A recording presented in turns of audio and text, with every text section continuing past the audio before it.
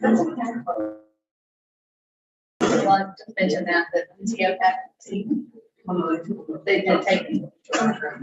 Tracy was, well, actually, I was called to take and Tracy. Okay. Oh, which next? And him. Oh, yeah.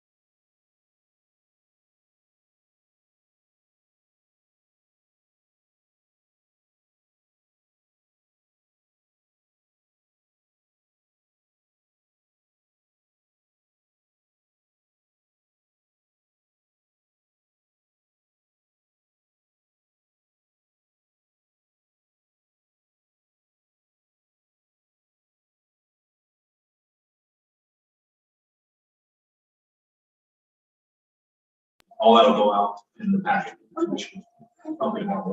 So yeah, it'll all be on the website tomorrow. With that, I'm gonna go ahead and we're gonna call this workshop to order at 2:05 on Thursday, July 7th, 2022. We have all commissioners are present. We have Charles Bell.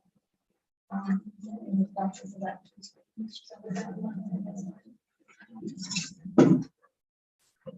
Again, Father, we thank you today for the loving kindness and the great community, each condition we are in. Happen to ask this in your son Jesus' name. Amen. Amen. I pledge allegiance to the flag of the United States of America and to the republic for which it stands, one nation, under God, indivisible, with liberty and justice for all.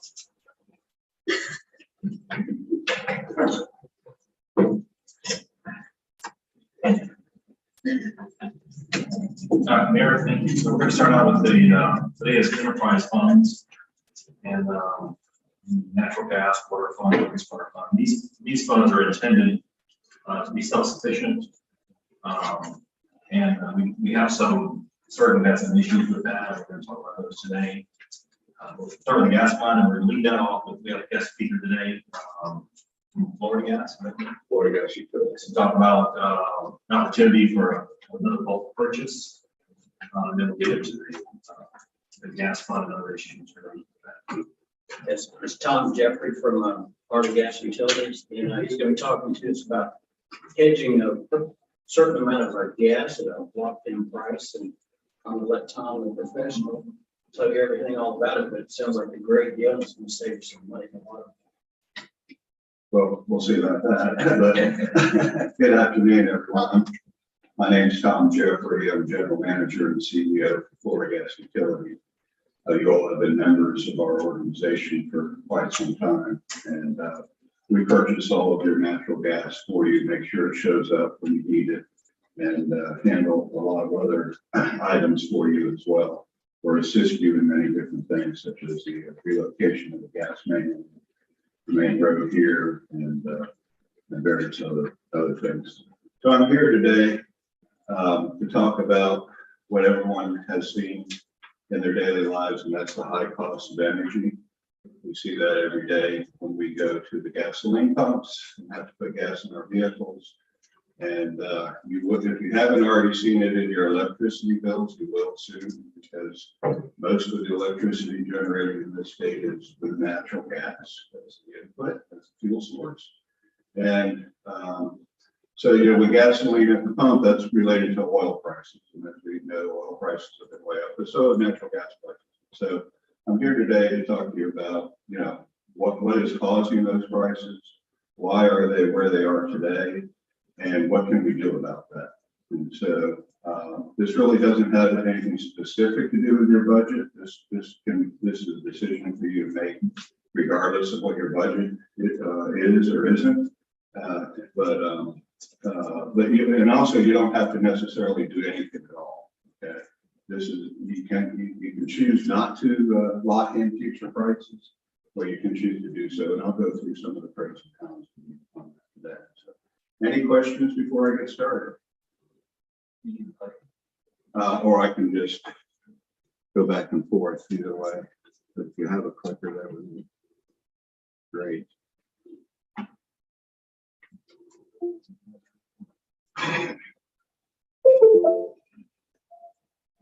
Thank you. Okay, so I'm going to talk here about the fundamentals of why natural gas prices are up as high as they are.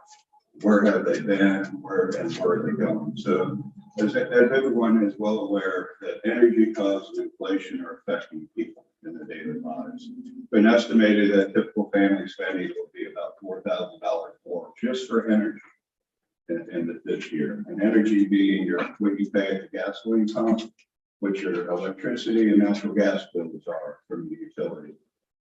Okay. And what's some of the fundamental reasons for that? The energy supply is not keeping pace with the recovery from post-COVID. As people have gone back to work and businesses have come back open, not just in this country, but worldwide, demand for energy continues to increase.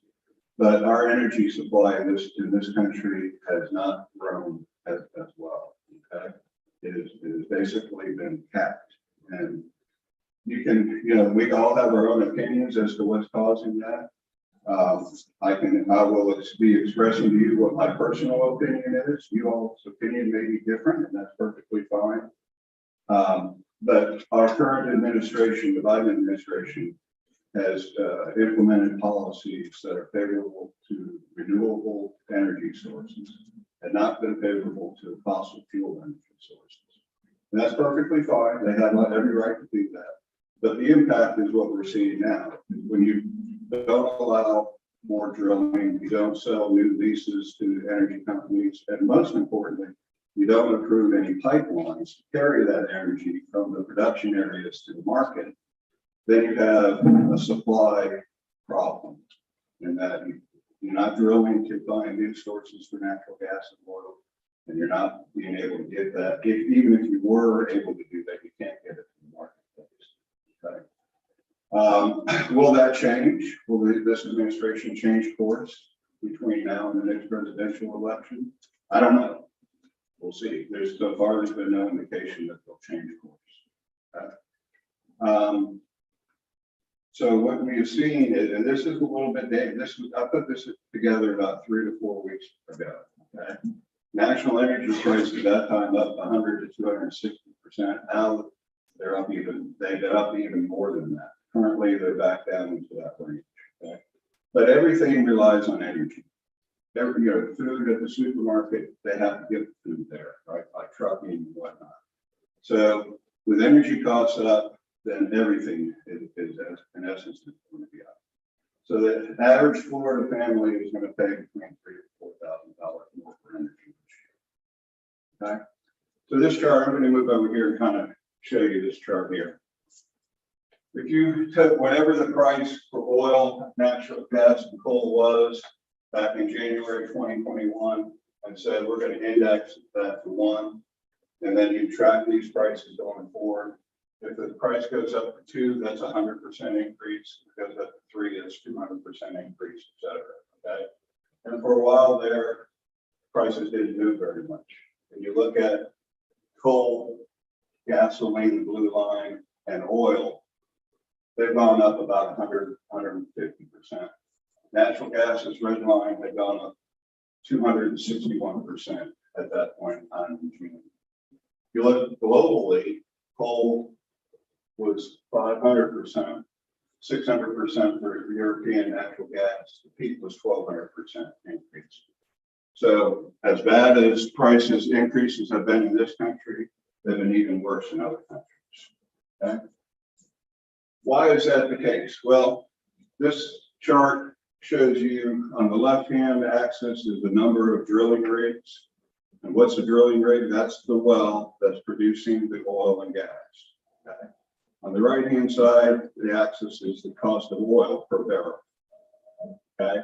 So back in the 2018, 2019, 2020, on the left-hand side of that, you had oil prices down in the $65, $70 a barrel range, and you had over 1,000 drilling rigs out there producing gas and oil. Okay? So you see that big drop off. We all know that's COVID hitting, right? Everything stopped. We shut down a lot of the country. So not only did the drilling stop, but prices for oil plummeted down to $20 a barrel at one point. As it's come back, and you can see the price is even higher than it was in the earlier years. Now it's over $100. You would expect that the producers are out there drilling as much as they can. And they'd like to, but they aren't, okay? The drilling rig number is only back where it was over 1,000 to almost 1,100. Now it's only about 700. So we don't have the number of wells that are producing that we used to have, even though prices would suggest that drilling should be happening and be happening quite a bit. Okay. So most natural gas use is immune to price increases. Okay, what does that mean? It means that as price goes up, demand does not fall off. Okay. And so the left-hand side here, that pie chart shows United States natural gas use by sector. And the interesting thing is the two biggest users of natural gas in this country is for power generation and industrial customer use. Okay.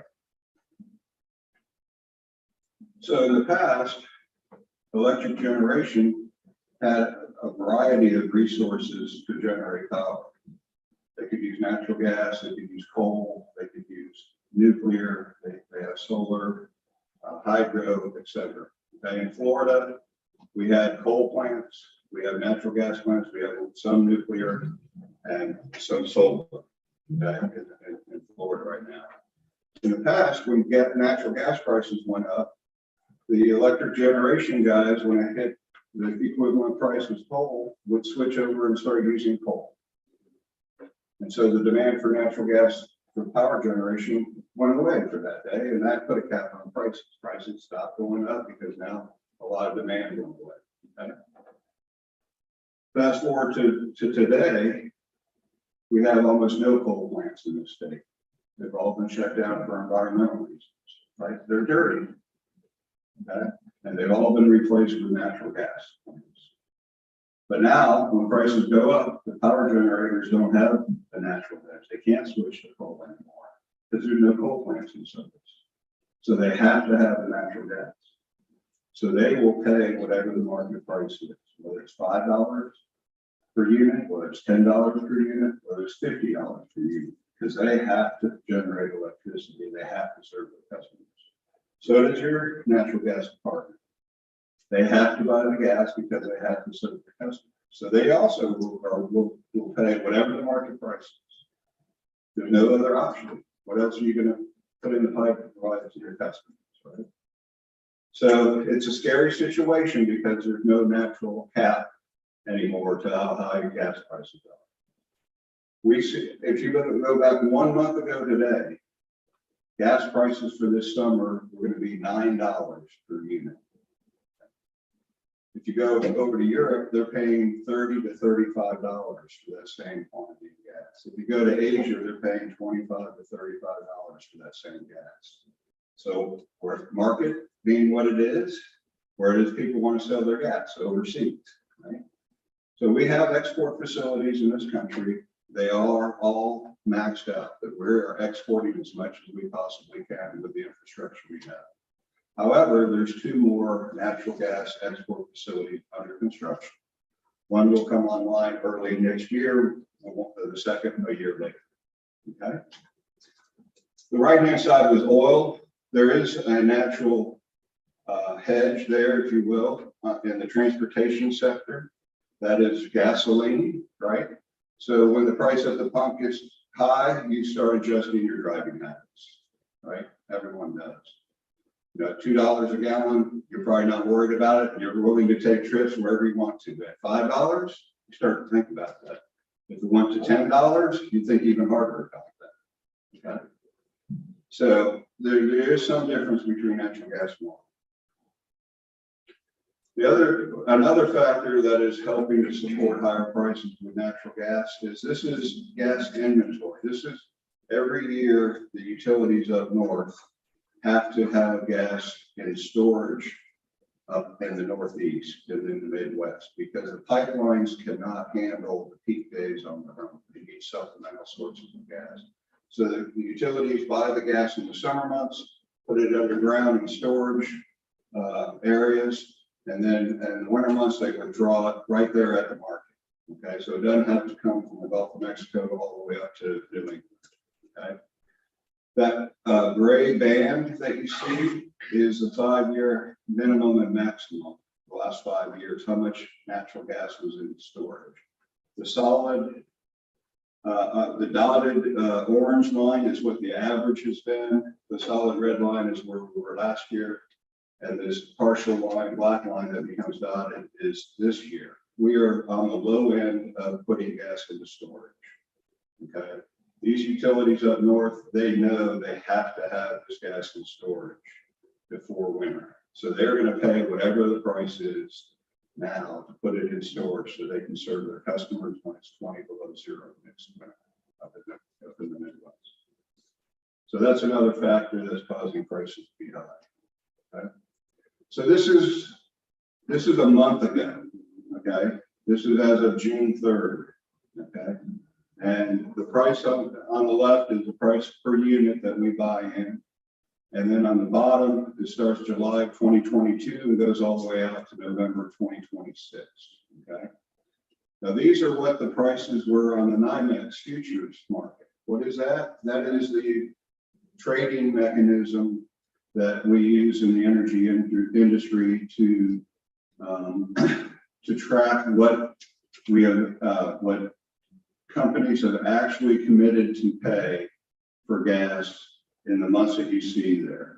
Okay, so people go out and buy gas for future months. They do it all the time. All right, very common in the industry to do that.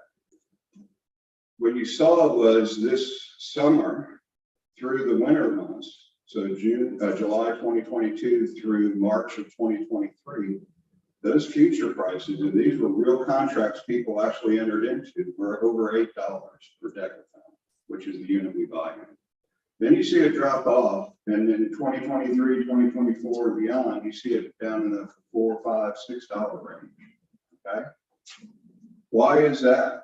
Why is it so high early and then it drops off? Well, it's very hard to determine that, because you're kind of reading tea leaves in the market. But what we believe is, that the buyers of natural gas focus on near term. Okay, so they're buying gas for this summer, for this upcoming winter. They haven't started looking out beyond that yet, very much. And so you see the prices drop down. The prices were extremely high a month ago. All right. They changed since then, and I'll get to that in just a minute. Okay. So this is how the prices in the futures market have changed over the last 4 or 5 months. Okay, I'm going to walk up here again. So back in March, when people were buying gas out in July 2022 to March 2025, they were paying around $4.55 for this gas, and then down here it's in the $3 range. A month later, the market had moved. The same ones are being bought, but now they're being bought at $6. A month later, they're now up almost $8, and in June they got to almost $9. We've seen a steady march of this going up, not only here, but out here as well. Okay. However, about 3 weeks ago, one of the export facilities had an explosion at it, and it's been shut down. Okay. Originally, they thought they'd only be down for about 3 weeks. So prices did not change too much, only in the daily markets, but not in the going out in the future. Then they came out about 2 weeks ago and said, no, we're going to be out for the rest of the year. All right. So the entire state of Florida consumes about 4 billion cubic feet of gas every day. This one facility used 2 billion cubic feet of gas every day. Okay. So it's a big facility. That demand has gone away. So now 2 billion cubic feet of supply doesn't have a home. And so it's now being resold in the marketplace, and because there's now more temporarily more supply than demand, prices have come down. So those prices that are $8, $9 in this summer and winter are now down around $5.50. So they've dropped $2.50 in a matter of 2 weeks. Very unusual in the industry to see prices moving that quickly. Okay. So this is your consumption for your system by month. And again, I'm going to walk up here. Oops. I don't know what I missed. There's a laser on it. Okay, well, Should that be made any larger, or is that basically the size you get? I think that's the size that you get. Okay. Sorry. You just tell us what they say. So this red line is your actual consumption each month for your system. How much did you actually buy and resell to your customers? Okay. This is 1 year to here, and then that year is repeated over the 3-year period. Okay. This green line is what you already have committed to purchase long-term at significant discounts. Okay. And I've been here before talking to you about that many times, and you all have taken advantage of that. All right, so we already have this bought for you, but the price is at a market price when we get there. Okay. The discount is known, but we don't know what the market price is. All right. And then these bars, there's gray, yellow, and blue each month. They represent if you wanted to lock in prices going forward at 25% of your red line, at 50% of the red line, and at 75% of the red line. Okay. And what does that mean? That means you could buy a financial product that will tell you exactly what the cost of gas for the amount that you bought is going to be every month into the future, for as long as you want to buy it. Okay. That's what financial products do. They lock in the price for you. All right. So I'm going to give you a handout now that kind of gives you this chart in numeric format, as you can see the numbers. Okay.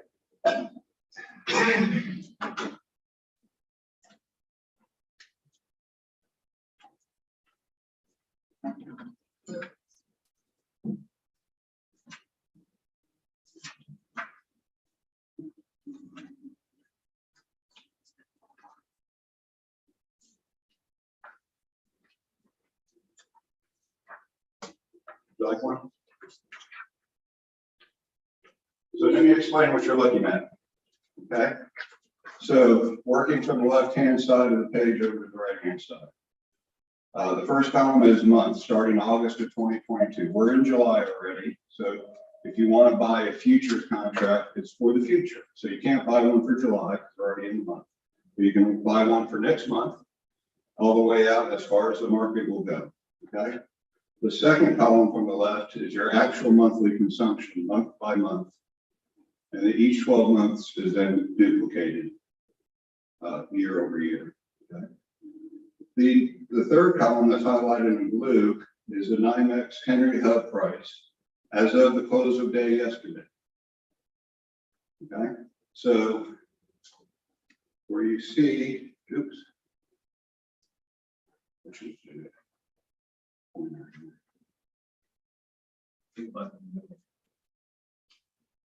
where the prices here were $8, $9 for August and September. You can see here they're down to $5.51 for August, $5.48.2 for September, etc. They've come way down. So the prices in the out years, they're now down. You don't see anything after April 2023 that's over $5. Okay. And that's because of that LNG export facility that I talked about having a problem, and they're shut down for the rest of the year. That's caused these prices to come way down. Okay? But fundamentally, the issues are still there, that once that comes back to service, we're probably going to see prices rise. The next column over is just taking your total monthly consumption column times 75% each month. And then the column that says 75% rounded is what we recommend you round it to, because you can't buy on the market 1,270 decatherms of gas. They don't offer that product. Okay, so it has to be round numbers. And in fact, they don't offer a product that's less than 2,500. So even if you were to choose to do something, we have to pair you up with another member to get at least 2,500 a month to be able to contract for the fixed price. And then the right hand of this column is just taking that rounded column times the Henry Hub price to get how much that would cost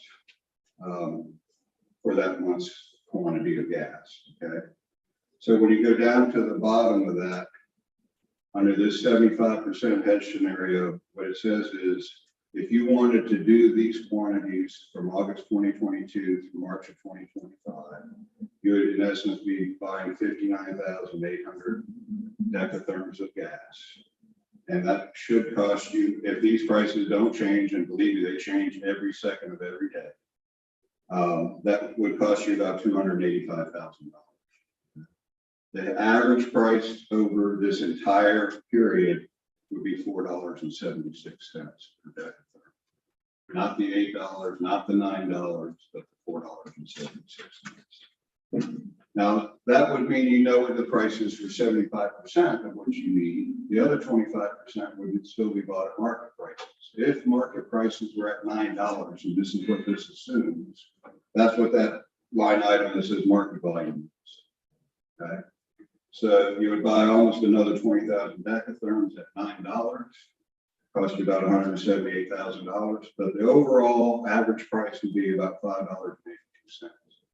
Now, why would you want to do this?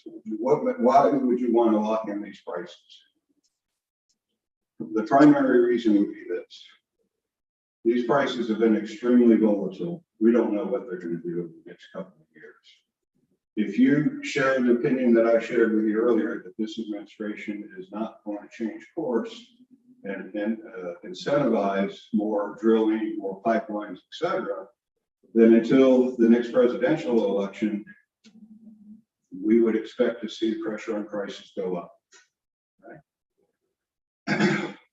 If you think that's going to change, then you may not want to do this. All right. But if you don't think it's going to change, you may consider locking in prices through the next presidential election. A lot of people ask, well, we have midterms coming up. Is that going to help the situation?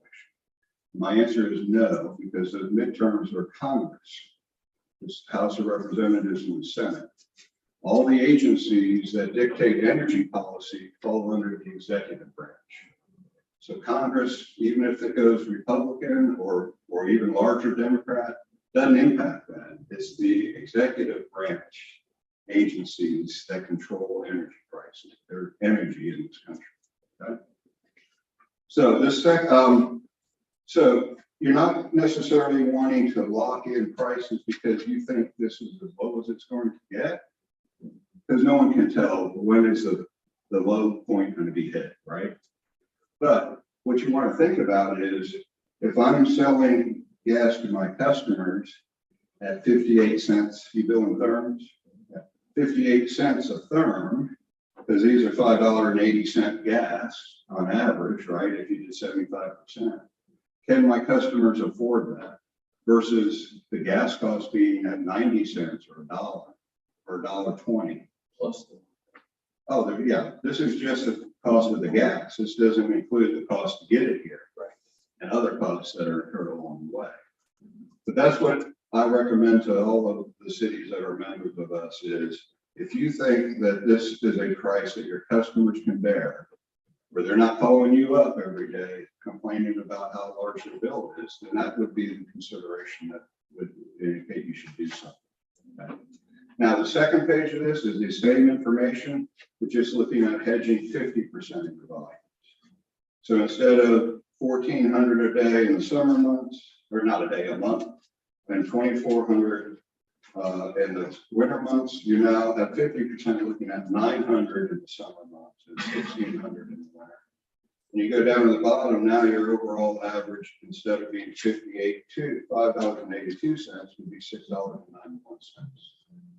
And then the third page just shows that it was 25%. Now, these are just three examples. You can choose to do any percentage you want, anywhere from 0 up to 100. We don't recommend 100 because your usage is not known specifically. We know what it was last year, but we don't know what it's going to be for your customers this year. It should be close. We don't recommend 100% or really anything over 80%. It just isn't good business to do that. And but if you choose to do 0 and not do anything, that's perfectly legitimate. You don't have to do anything. Now, I've been talking about futures contracts, financial products. There's a downside to those. And that is, if you choose to do this and you go out and say, hey, Tom, I want you to lock in what this first page said, 1,400 from August 2022 through March of 2025. Well, when I go to place that in the marketplace, they're going to say, I need you to fund some money for me. Okay? This isn't free. You got to have skin in the game. All right. So there's what's called an initial margin requirement. And we can, depending upon what you might want to do, we can estimate that very closely. And then, while these future contracts are still open, every day as market prices move, if you lock in and market prices go down, they require you to post more margin. It's called a margin call. You have to provide cash to the clearinghouse every day that they require a margin call. We handle that for you, except on a day-to-day basis, but we need the money from the member ultimately. We don't have that much money on hand to be able to do this for all of our members. Okay. So, and believe me, I'm doing this today with several members where every day where I have to post a margin call, I'm calling my member and saying, you got to post a margin call with me. I need their cash to be able to make the margin call. So if you don't have a lot of cash on hand, you may not want to do this because that is the risk. And if you don't make the margin call every day, then you lose the futures contracts that you contracted for and the money that you've already put in. So you don't want to do that. Okay? That amount of money, would that have to be paid on a daily basis, weekly or monthly basis? Depending on the level. Okay? But it's you need to be prepared to do it daily. How much money are you talking about? Depends on how much the price moves, right? So on a day-to-day basis, if it drops $1, it'll be a pretty big dollar amount. You know, for these volumes, it may be $20,000 or $30,000. Okay, if it only moves a penny or two, it's probably $2,500. And that would be based on just what our daily consumption. Now, this is Based on the. based on what price was that we locked you in at versus the current Nymex price for those same months. Right, but I'm just talking about the gas consumption and stuff. But that being based on the volume that we're burning per day, or how are you pulling that number is based on the volume? Well, I'm not sure I understand what you're asking. Well, you're saying I'm talking about you can lock in 75% of your historic consumption, 50% or 45%. So if you lock in 75%, then that's a larger quantity, right? It's 59,800 decatherms versus 50% only being 39,300 decatherms. Okay, so it'd be based on the total volume. Correct. Okay. So this is a very difficult decision to make. It wasn't necessarily too hard to make back when prices were high, and then we saw this big drop off. But you can see on the chart in front of you, you know, the next 6 or 8 months, it's $5 plus, and after that, it's $4 plus. So that is not as big a drop off as there was here. But $4 prices, you know, historically, over the last 2 or 3 years, we've been paying $2.50 to $3.50. $2.50 to $3.50 has been the range that we've been able, the market price has been over the last 2 to 3 years. All right, but that has changed. And so the question is $4 a good price going forward? Well, again, I don't look at this as, oh, this is the best price I can get, let's lock it in. Can my customers afford to pay this price? And the answer is yes, they can afford 40-cent, 50-cent supply prices. Can they afford 90-cent, $1? No. Will prices out here go to $8 or $9? I don't know. I can't predict that. The fundamentals suggest they should, but the market doesn't move only on fundamentals. A lot of times it moves based on speculators. What people speculate it's going to be. That could be a low price, it could be a high price. So the decision before you is this. Do you want to try to mitigate the potential for high gas prices by doing something here?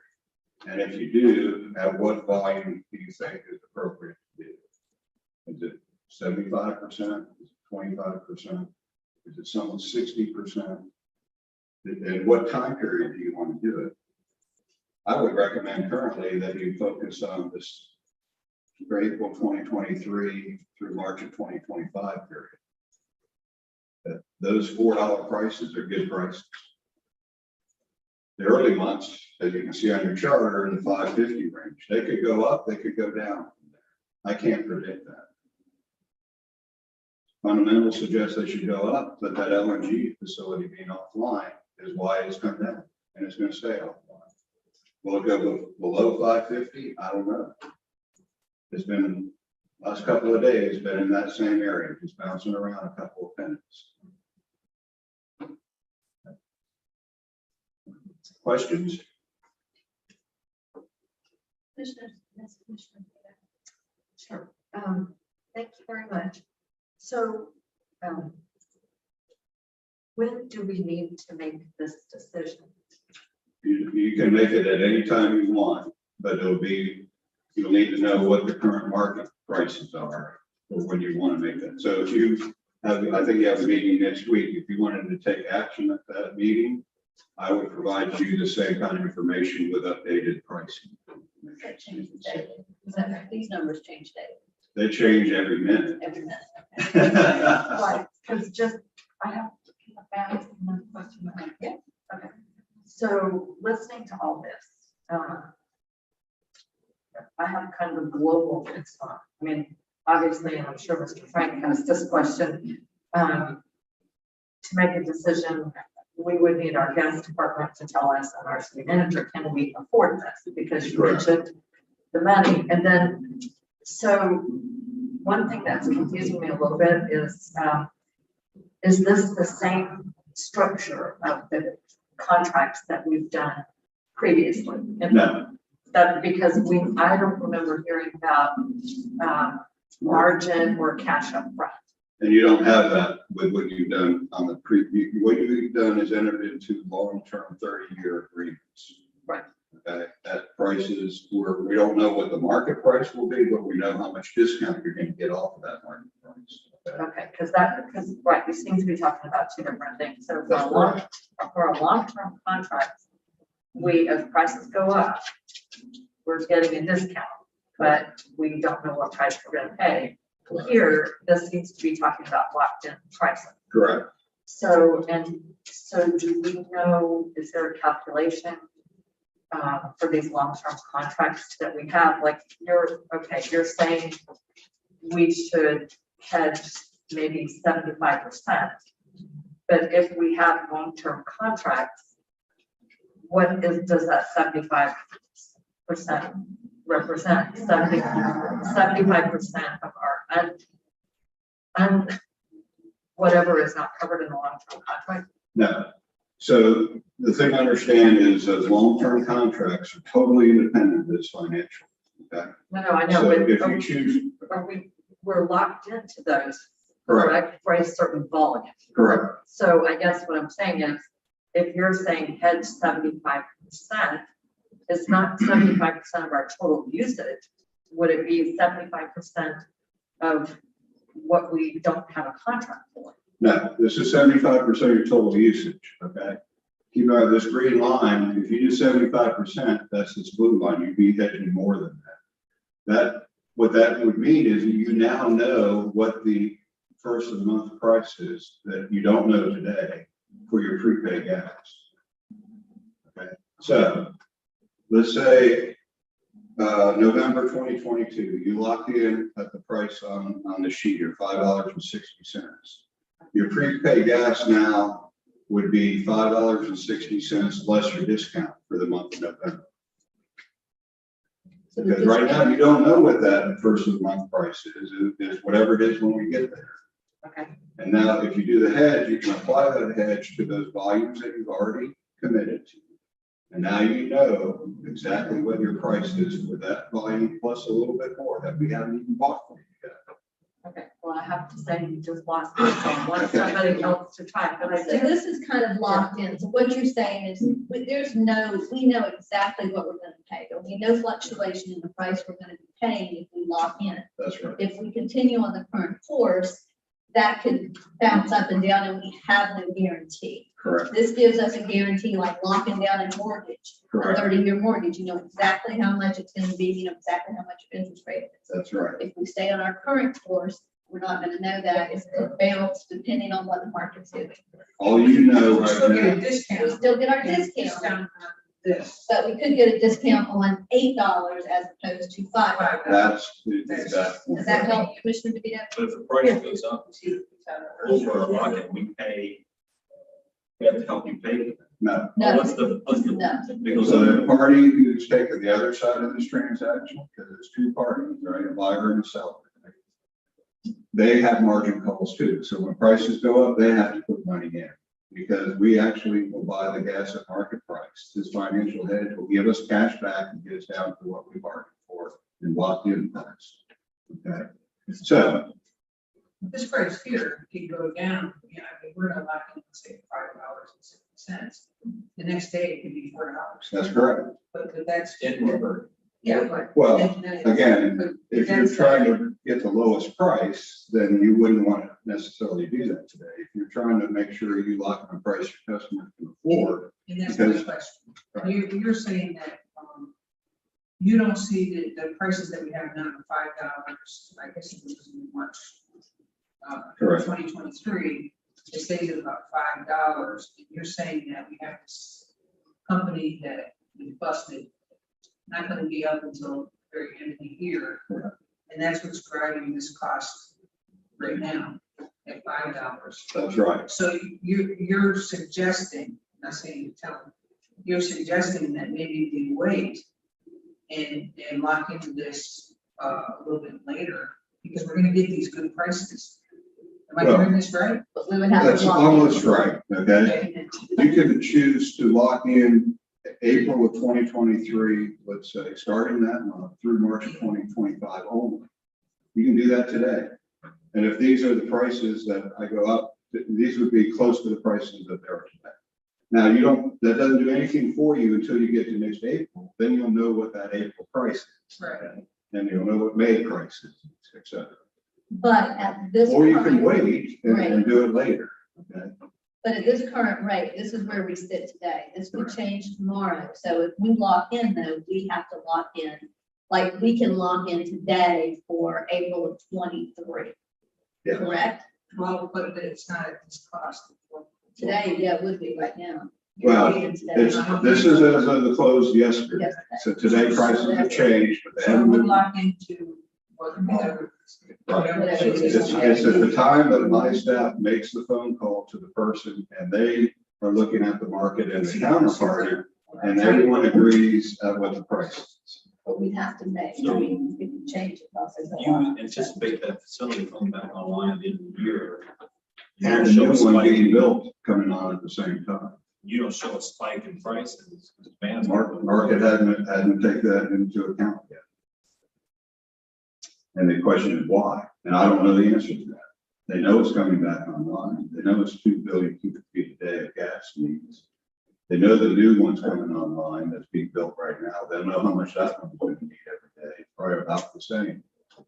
So I'm thinking January of 23, the price would go through the roof.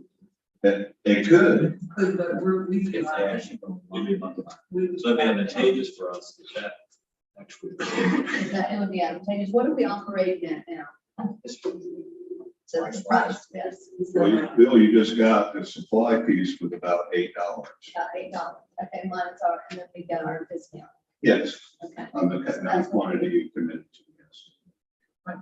Yeah, because our rate was the highest. I mean, I think we sold it $2.03 minimum to the customer. All in, yeah. Yes, but that's with our markup, price support, everything. There's other fees, but. Yeah. But I would like to see a spreadsheet though of, let's say we lock in at 5, it hits 480, 490, whatever. The amount of money we would be looking at based on our historical Yes. consumptions as to what kind of revenue we'd have to generate to pay. And all that I would need to do that is, you know, how much do you want to lock in it and what time period you Right, want. and if this would just be a hypothetical, Right, and then we can run those sensitivities for you. because That makes me nervous. Because we can't make, honestly, I don't think we can make a decision until we know out of pocket. I And mean, there's out of no- there's no pocket, need- what is this gonna cost us? Correct. And there's no need to take action next week. You don't have to. You can wait till your next meeting or anytime you want. And again, as I said earlier, you're not required to do anything. Okay? I just wanted him to come and talk, you know, because Blackman just locked in a couple weeks ago at 75%, 50 cents a day, which is 50 cents a day. They've locked in. They did, Blacka did April 2023 through March 2025. Wait, My that gosh. cost- But And Mariana did July 2022, because they did it in June, all the way through March of 2025. So their price was a little higher because the first few months, as you saw, were much higher. So they got about $6 gas or so, but that's for the whole period. So Mayor, I have a couple more questions just about the gas department in general. This is, thank you, this is very important information. So for our gas customers, this is to David, how price sensitive are we? I mean, do you anticipate that with prices going up that people may feel they cannot afford that? well, it's like anything, I mean, the biggest thing, oh, I'm gonna go to LP, okay, go to LP, you only save $6, $7 a gallon, go ahead and do that. I mean, some people, it's like, they won't do away with it, but they're gonna turn the thermostats like a hot water heater. They won't turn it as hot, they're gonna turn it down, their gas off or furnaces.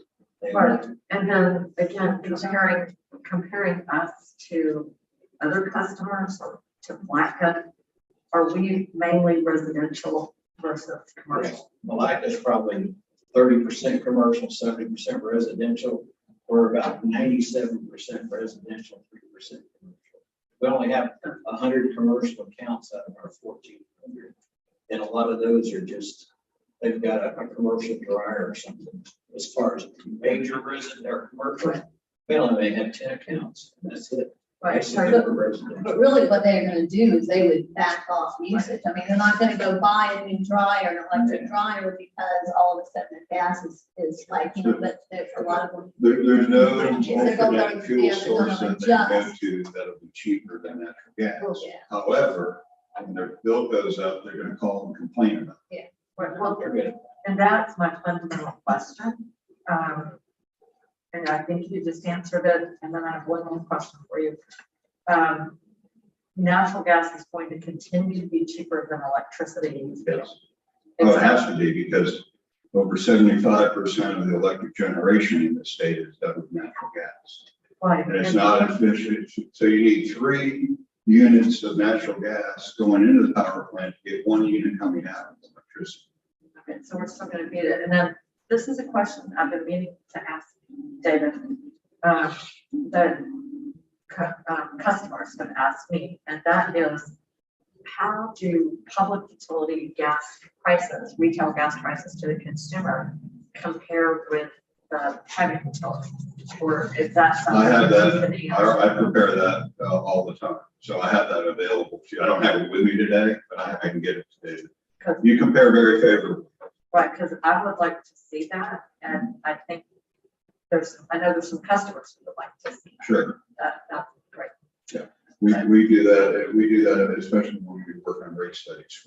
That's one of the things that we provide is your current rate, how does that compare to other utilities? And the proposed rate, how does that compare to the other utilities? Well, that's how we do it with minimum bills also, because Right. we based off the average, and it's helped us a lot. Yeah, and we were, I know we did, I think before, we were very low. Right. We were very low in comparison. And the analogy that was used with me when we had that discussion is, if you sell this, if we were to do something with our company, that company's there to make money. So it's not gonna necessarily be a cost savings to our customers. They're gonna do what they have to do in order to survive and make money. Sure, if we had another company come in and buy us, Yes, it'd be like when Owen sold next door, Yeah.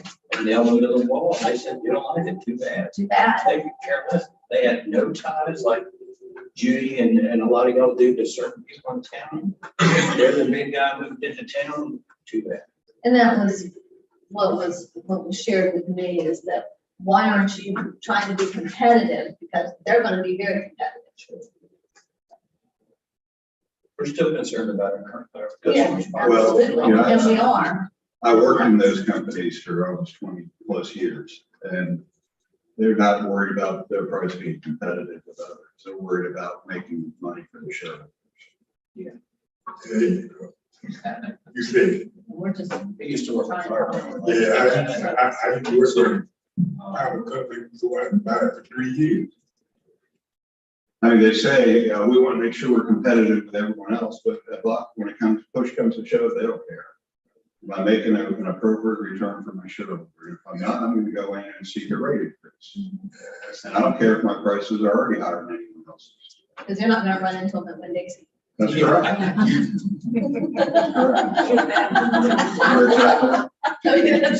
You hit the nail right on the head as to why community-owned utilities are what they are. So one of the reasons for presenting this today was to see if you wanted to have it on the agenda for the 14th. We need to get this done and get the information, put it in the packet before we wait till August. I say wait till August, because let's see what if you give me that spread and what it looks like, because we're financially strapped, so we just need to know how much Yeah, what a potential exposure you might have. exactly, and especially if it's on a day-on-day basis or if it's a monthly basis. Because I know y'all have a line of credit, but you only extend that so long, so if it's 30 days or whatever, on a day, I don't even know how we can do it on a daily basis. Wire transfer. Well, but I mean. I can tell you how. Oh, we have that tape. Yeah, I mean, no, I understand. And believe me, if margin requirement from you guys was like $2,000, we wouldn't even talk to you. We just cover it. And then, when that built up to some amount, then probably get in touch with you and say, hey, in the next several days, show us $10,000 or whatever. We have enough wherewithal to do that, but I can't do that for every month. I can easily cover yours, but I have 17 other LDC members that want to do this. I can't cover all of them. I just don't have the credit available. So David, you're suggesting that we look at this in the August meeting, and we have all the numbers prepared, and so we'll know what we have to fight off.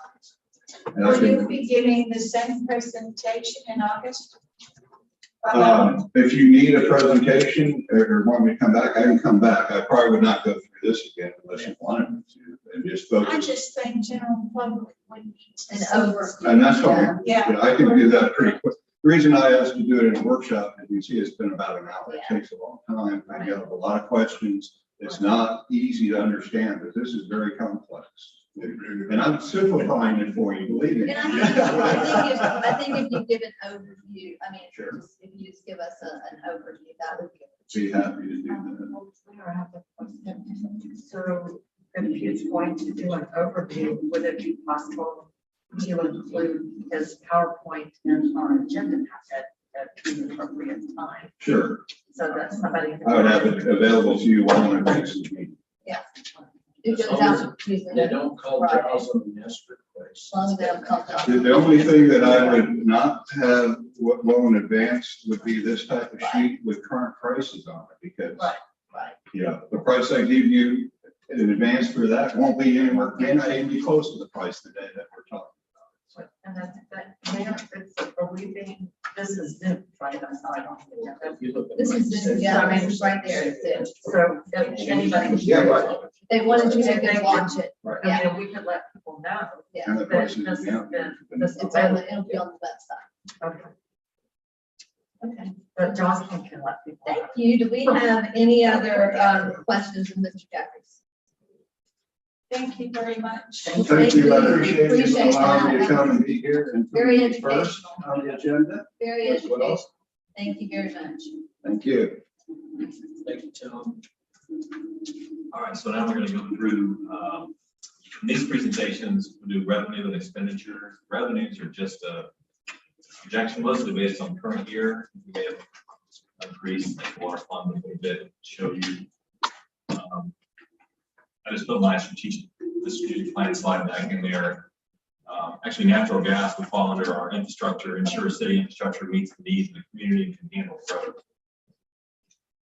So, this slide, you have a copy of this presentation in front of you for the regional systems, but we did the current budget year, the estimated, and tried to kind of project out how it will be at the end of the year, and then proposed budget. The numbers would be really kind of thrown off at that gas line relocation, $1.69 million. So we don't have that in the current year, just so. Have a safe trip home. And that's That's a reimbursed Yeah. expenditure. So again, these revenues that we use are the estimated for the current year. We just did those again for next year, to give you an idea. Coming to 700. That's 31,843. Right.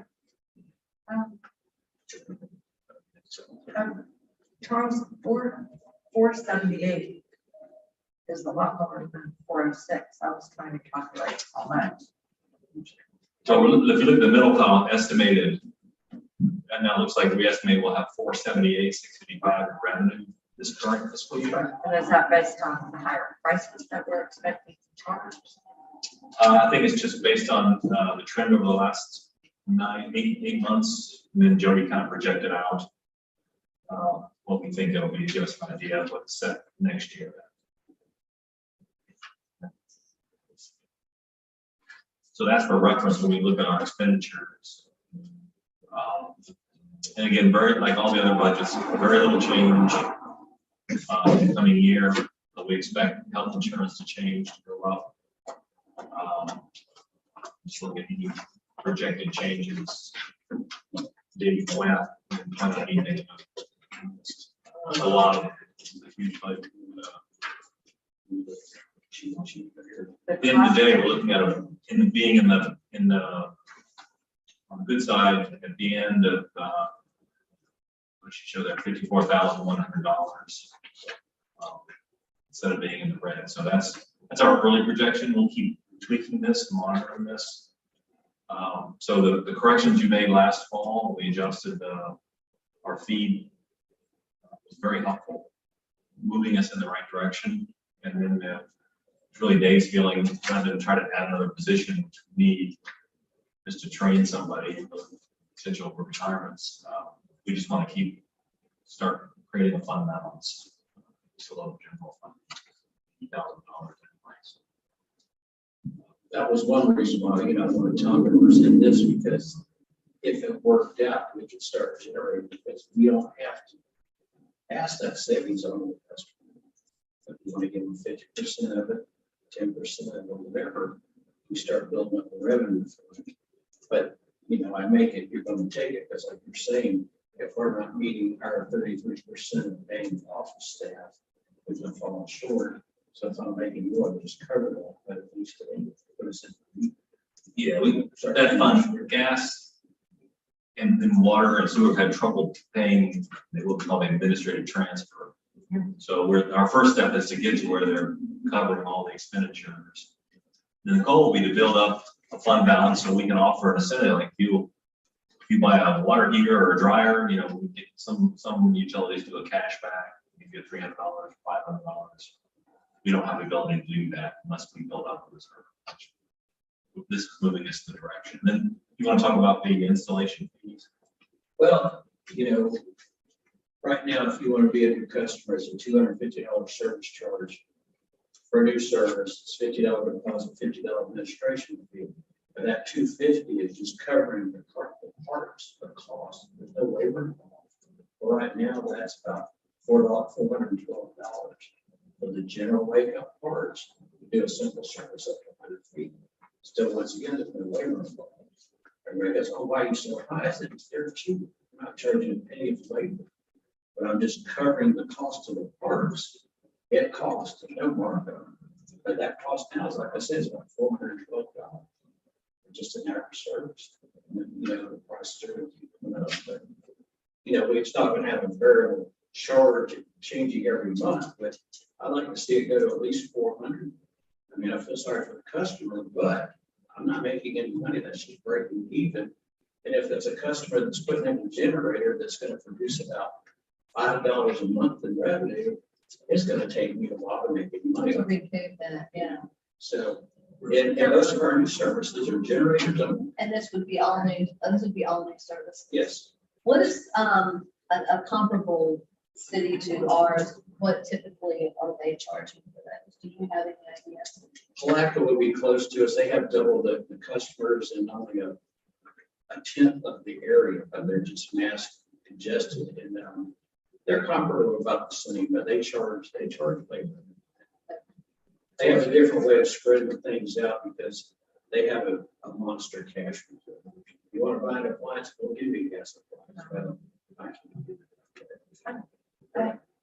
So we want to raise that from $250 to $400. So let me ask this, how can we take a problem to another gas? But just say the gas company down south of town. If somebody go and they want it, by they service, They're super expensive. they're super expensive. Yeah, LP is like $6, $7 a gallon. And with LP, they kind of, let's say how many appliances you have. Oh, you only have a cook stove. Yeah, I'll charge you $6 a gallon. If you have only, well, cook stove would be a bad example, probably 7. If you have just a hot water heater, they may change the rate. The more appliances will get it to you cheaper with us. That's right. If you have 1 or 10, it's the same price. We're very fair. Are you asking about competitive with our The tunnel installation, installation? yes, That's what he's Their asking. installations, if you want a tank, that costs you about $3,000.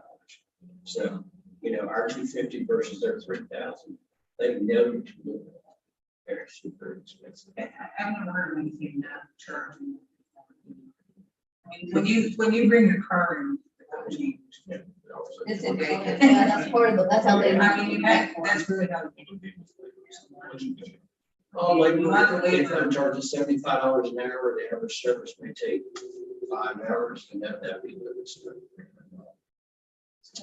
That would put a $700 service. I mean, and that's only up to 100 feet. Now, we get customers that's 500 feet, 1,000 feet. Yeah, I'm charging them labor, I'm charging them everything.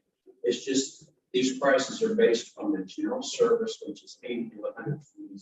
Like at your house, I think no one like 40 feet off of me. You charge.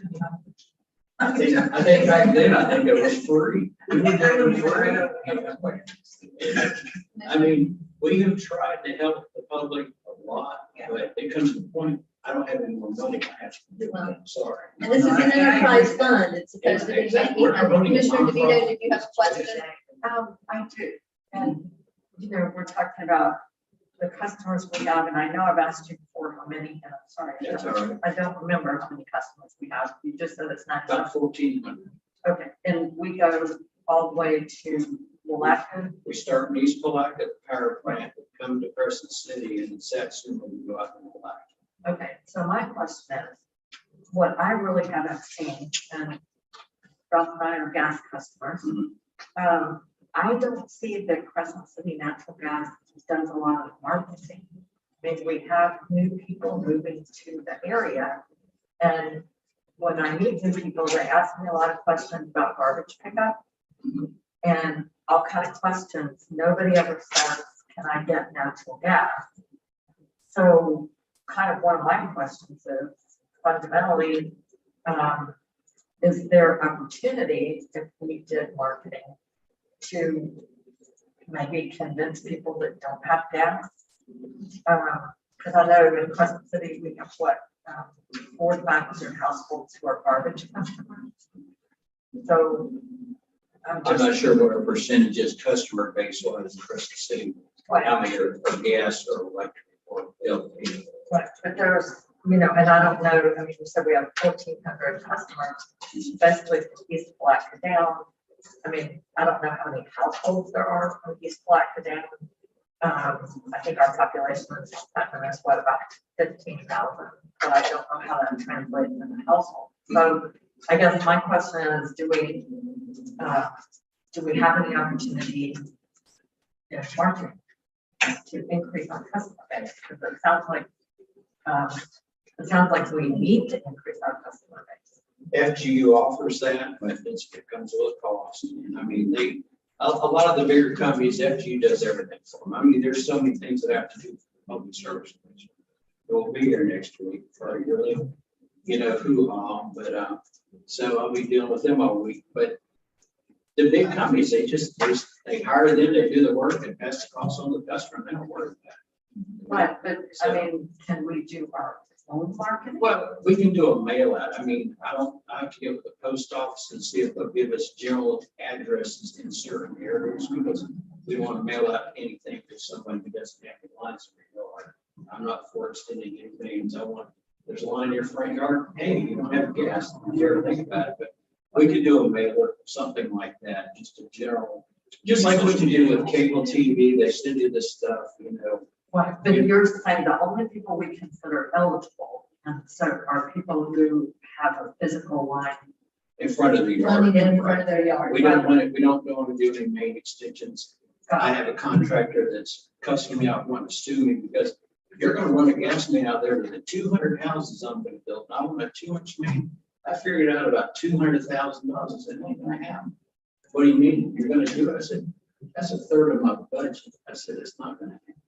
What do you mean if that's, he's got to make? Oh, he wants us to pay for everything. Yeah, I said, yeah. And he's one of our county commissioners. I did have one more question.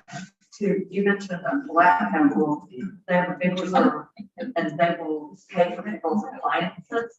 Yes. Okay, are there any grant programs, like energy grant programs that would help us help people get appliances? We've applied for one where I just talked to Tom about it. It's for $4.5 million, but it's mostly for infrastructure renewal, because our system was built when online in 63. So, we're 60 years old. That won't be announced for another couple of months, but that one's strictly for infrastructure. I don't know if there's anything for appliance renewals. I can check and see. I know in several years ago in Tallahassee, my brother was offered by the city of Tallahassee, as you know, has public utilities. Sure. And he was able to get certain new appliances at a big discount, and that was through the city utility. Yeah. But I don't know the nature of the grant. Well, that probably wasn't through a grant. That was probably just they have a big slush fund, where they charge high. It's an incentive, it's an incentive program Yeah. that they use, they do those as incentives, and, and you'll get maybe not the entire amount, but you'll get a rebate. You Maybe get kind of a $250 rebate that they offer. A lot of them do that as an incentive. It sounded like it might have been a grant from them. That I'm not aware of any of those, but Okay. and with ours, it would be strictly electric to a gas appliance. It would not be for gas to gas. Right. It'd be strictly for electric to gas. Okay, so those are really my questions about, can we do some marketing and Are there any grant programs anywhere that can help us? Well, at one time in the summer, we got a little slow. So Herman wasn't doing as much maintenance, so I said, well, you're gonna be our guy. We've got gas in this neighborhood, we've got a low customer account. You're gonna go knocking on the door, selling who we're backing. And he's like, hey, I'm the gas man, if you ever think about it. Or at least leave a flyer on the door. But there's so many laws now, we can't touch a mailbox, we can't do certain things, so. And everybody's got a ring alarm on the front door or whatever, but, just to be out there more and more in the public, because I still get people in Hermit's Cove and, up there in Dutch Creek area. There's been gas sets there since 1992, and they're wanting to know when we're gonna run gas down their street.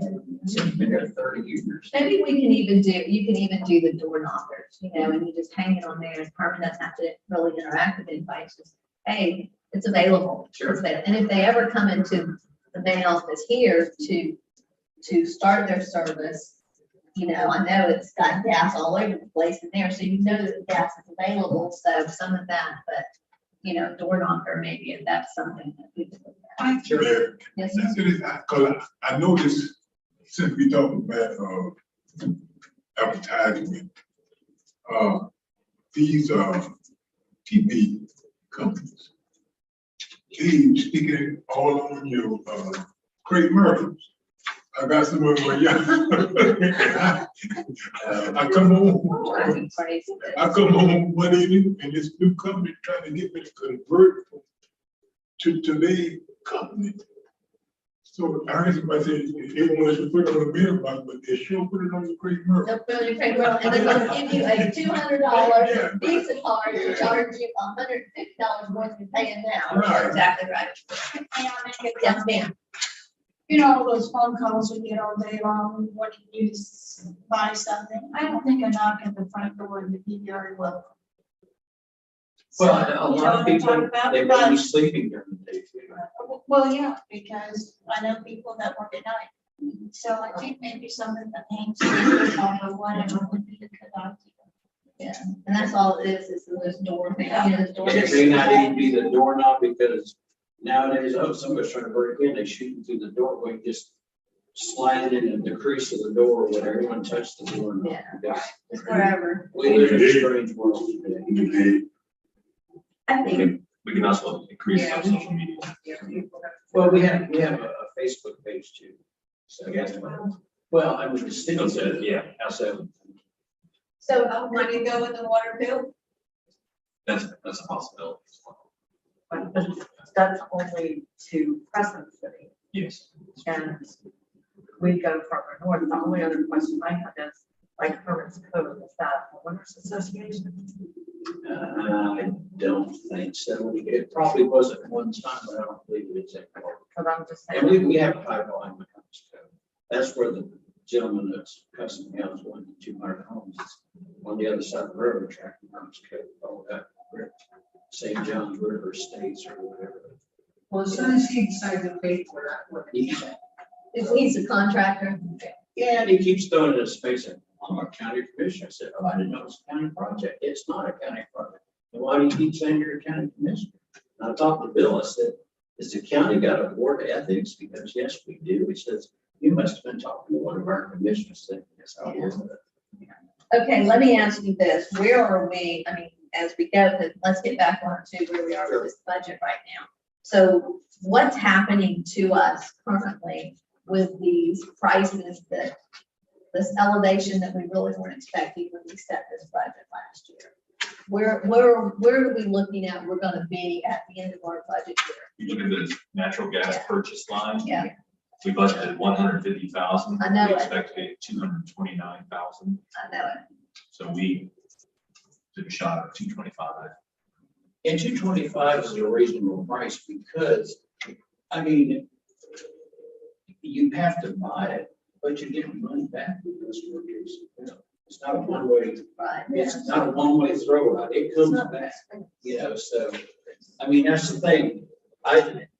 Money comes out of my budget, okay, the customer's paying, it's coming back, and it never goes back in my budget, but it's coming back. I know it's So coming that back. line, that's just to buy it, but the markup value is the same, the markup amount, but I think we're gonna do okay there. And 225 or 229 may be a little on the high side with some of the discounts that we're going to be getting. We're showing about $71,000 more in sales, but we're showing, and we're showing that's about equal amount in cost. Well, just just a note on revenue side, when we talked last year about going up on our service charges from $9 for residential and commercial and going to 15 and 18, based on just this last month's bill, if we were still using the $9 and $9 for residential and commercial, we'd be at $106,074. Right now, we're at $180,000. So if those numbers hold true by the end of the year, old rate would have been at $142,000, new rate would be at $240,000 additional, which is $98,000 additional. So that's going to make up your big mark there for natural gas sales for buying. There's a chunk of it right there. So it'll make up for that part. But the reason I asked about marketing was specifically from the budget. In other words, that will benefit us. Should we try allocating some money for marketing on a trial basis and see if it helps generate more customer base? That's really what I was aiming at. We could add a marketing line and use it for printing the door knockers. We boost some natural gas posts. We could, we already buy a little bit of, there's an ad we buy every year. But the newspapers, is that the little magazine that comes out? The natural gas magazine? That's for the hurricanes and everything, but we print every month in black and paper for the 811 system, but once a year, the Public Service Commission makes us to put up public awareness notice, telling everybody where we are, what our gas means are. Advertising in general, we had $2,600. It looks like people can't spend all of that. Okay. And too, we've got that, they can put that on the bill. Yes. When they send that out, I mean, that right there is a given. We'll have public comment at the end. That's a given, is on the bill. Put something in there. Did you know gas? Check, call us to see if gas is available. Sure. Yeah, I mean, we can put that on the bill, especially in Crescent City accounts. And because as you say, as new people move in, they may not be aware of it. Yeah. But a lot of them that call, they want the big city deals, for the appliances and all that. And I apologize to them who wouldn't have it, but either way, they're going to save money. It's cheaper and electric. And that's the key when you talk about marketing. I mean, I think I've never received anything that explains to me what I'm saying. I think that would be helpful for the public to know. And the other thing I would like to know, that might not be attainable, but I would love to know what Florida Gas Utilities, FGU, charges for their marketing. And do they have figures on the return on investment that people get? Oh, I'm sure they can write a scenario up and I can get a cost quote from them as far as doing a pamphlet. I mean, I've got one from Black and Natural Gas. It's beautiful. It's like 8 pages long color. But, you order 1,000 of those.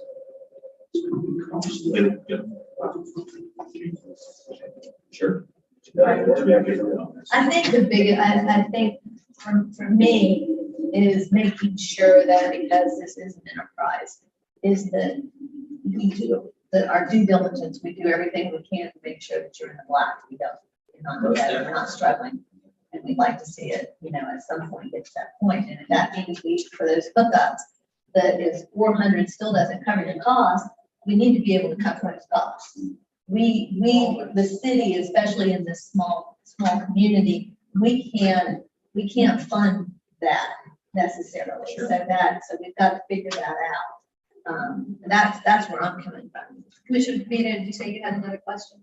No, but I agree with you that we need to cover costs, but I guess one basic concern that I have, especially with the price increases, and the reason I brought up marketing is, just from what we've seen, I get a little worried that if we don't grow in customers, that we will not be viable. Okay, that's That's what the I'm elephant in saying. the room too. I mean, what are we, That's what what I'm are we saying. facing right now? So to me, I think we need to, for the benefit of our existing customers, we need to look at seeing whether it's possible to, in a financially feasible manner, increase the customer base. Or we won't perhaps be here for anybody, and everybody will have to buy. Oh, I heard you say we don't have the 10 business account, I mean, large commercial. That would be your schools, it'd be like Watson Funeral Homes, like nursing homes. You know, some of your restaurants, I mean, they'll go about 500 for a month. But as far as like the lack of, they have a major industry. You know, so you don't have fried chicken places, they're fryers. Those fryers. And Watts isn't pulling what they used to, are they? Because they don't put incinerators. Other Well, people are competitive with that now. They're still using it, but they're just, JP's gotten, I haven't noticed the miracle lack. But anyway, But the town of Willaca is fixing a bust, so there's gonna be gas consumption there, but they're gonna want their hands out, so they're gonna want this, they're gonna want that, but I've already talked with, what's his name, Bass Pro, you know, he was wanting us to move gas, man, I said, we weren't happy to move it, who's gonna sign the check? He says, just give me a bill, but he hasn't gotten the county's approval yet to move the road. That's still costing about $150,000. those are all plans for the future, which I think, moving forward, I think at times, they might want to, as commissions bring in some of those conversations they having that could be possibilities for us to make some money. But I would get some type of marketing plan kind of put together and see what we can do with that, how we can implement it. We have suggestions. And trying to working towards making more money. Yes. But I think we need to move on.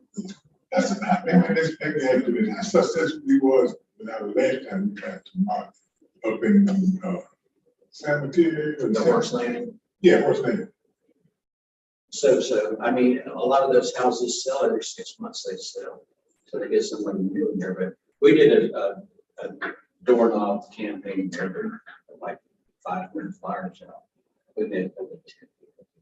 But most of them don't own the homes, they don't want to deal with the homeowner, so they have to get their permission. That's something. Oh, yeah. That's their return. And I think also is for us to educate the public as to the benefit of us having this enterprise here. I don't know that you can necessarily tell them the cost savings of using this because every home's different. Sure. But just the benefits that they reap from having it right, having a city utility available to care that. Aaron sort of mentioned the capital budget for natural gas. This is where the 1.6 million was moved for the relocation. Any cash from operations would be put in the reserve fund, the capital fund.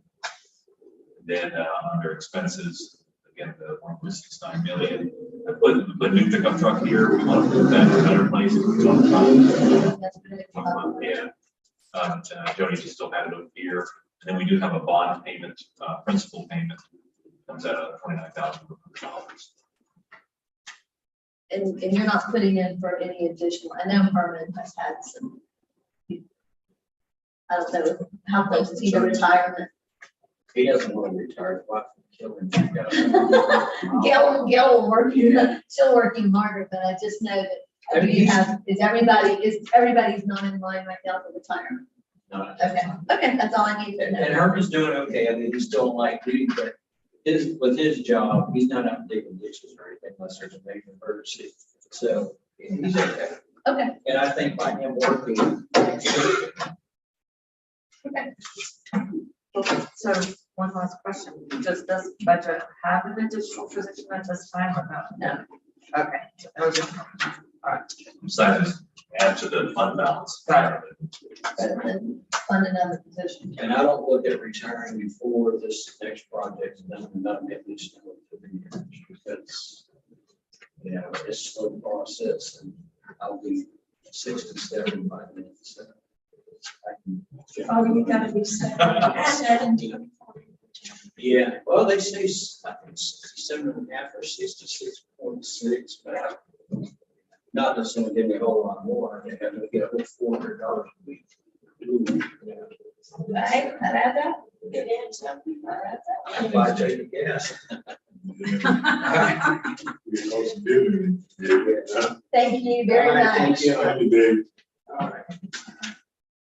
Our next enterprise fund is our water fund. Step up to the plate. And again, we took the thank you, revenue up 3%. Jody just did an estimated 3% increase. So we can look at results. You can notice we don't pay anything out of our reserves. With this model, again, we'll keep looking at this and updating it. On the expense side, this is harder to see. There really are no major changes other than insurance is probably going to change.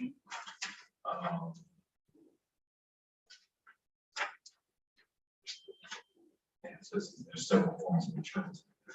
You know, the insurance always got a problem with us because the insurance company, after look at me, they set their time wrong after the budget. Yeah. Then they'll come up with a, They do that on purpose, they, anything that you increase, they take. yeah, I just don't know why. You know, turn. Insurance.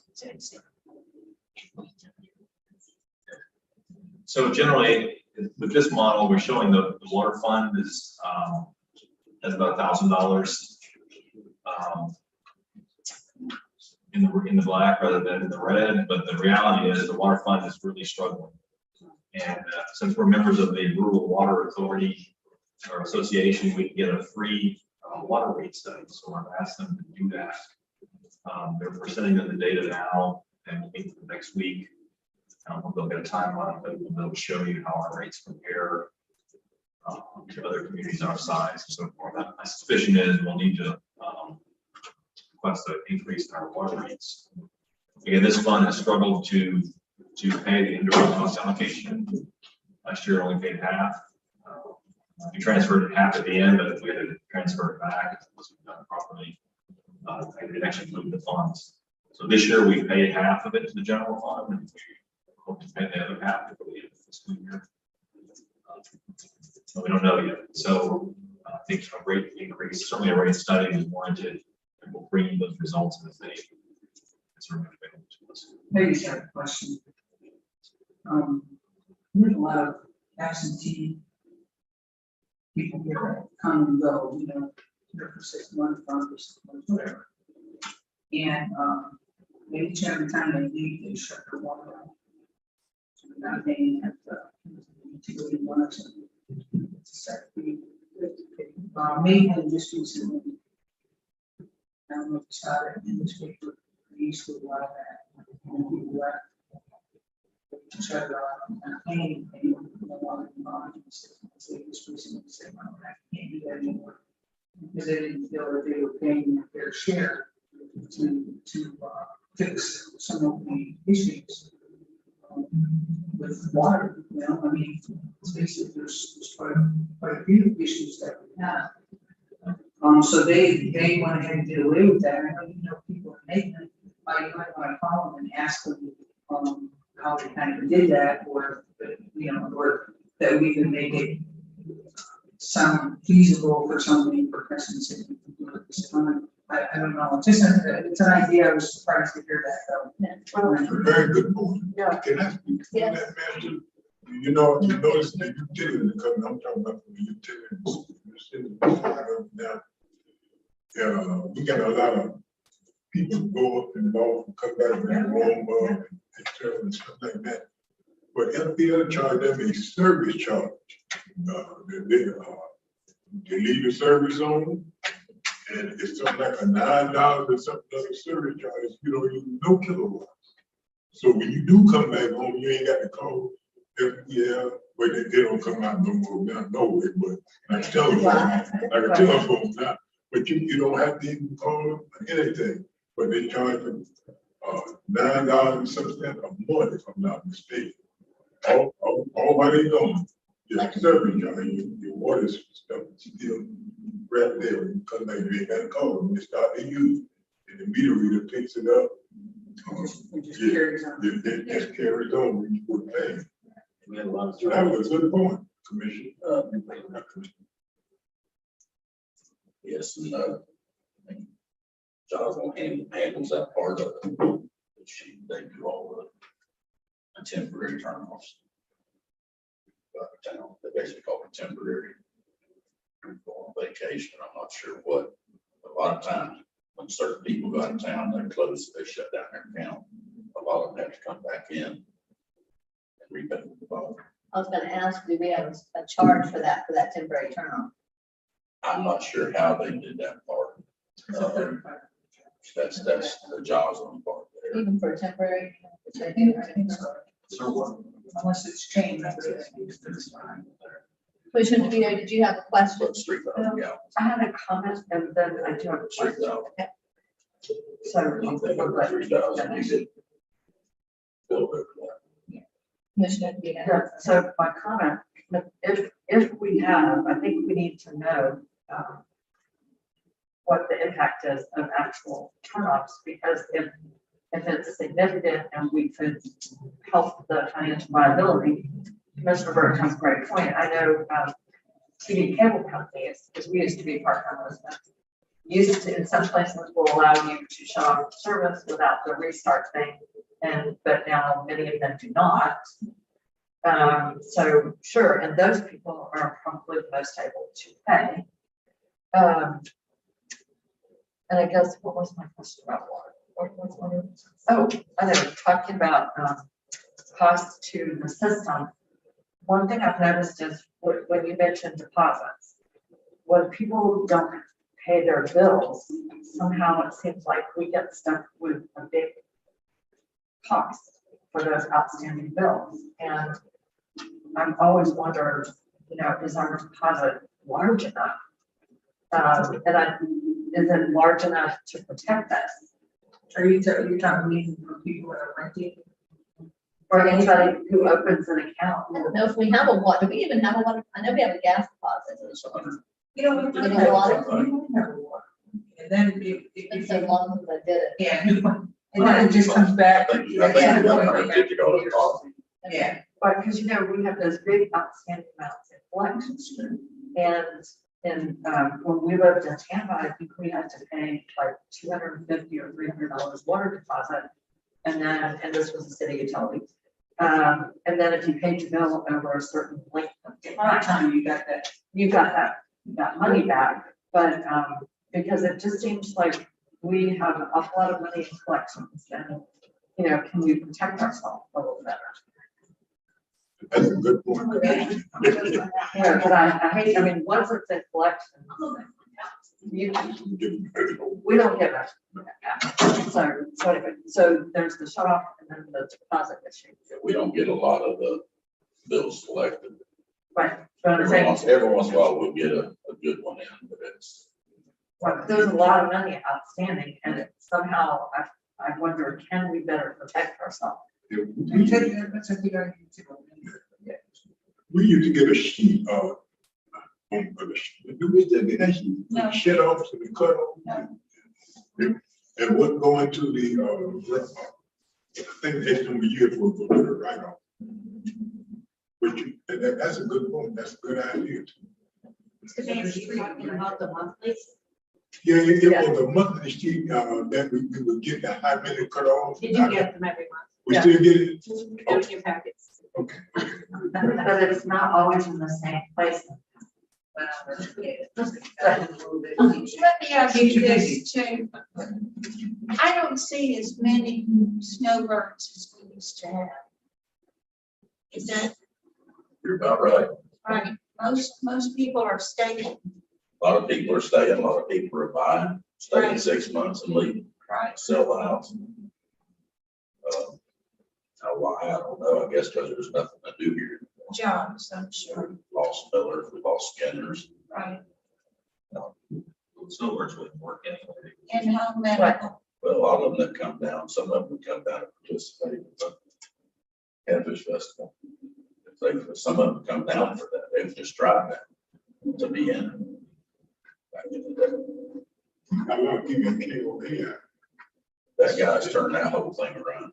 Yeah, having it, get all back up. Yeah, he's got rid of all the riffraff.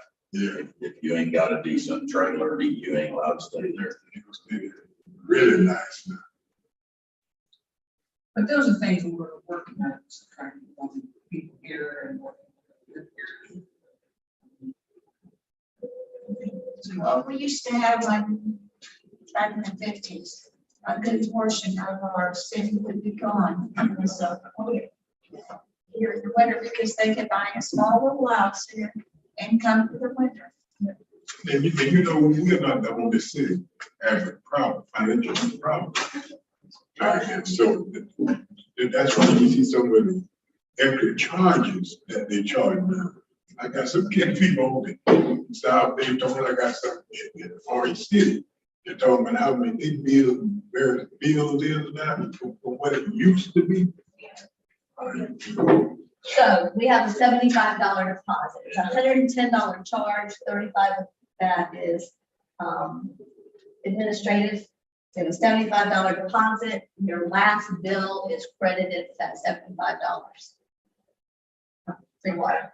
So, it's nice when staff is here, we get clarification, we don't have to come back. They're usually not here at 6 o'clock. I think we should be interested. Raising the deposit. Well, I guess to me, the question is, when people leave without paying, how, or, I always thought they just shut it off immediately if you didn't pay. But what would the deposit need to be to keep from being stuck in bill when people don't pay?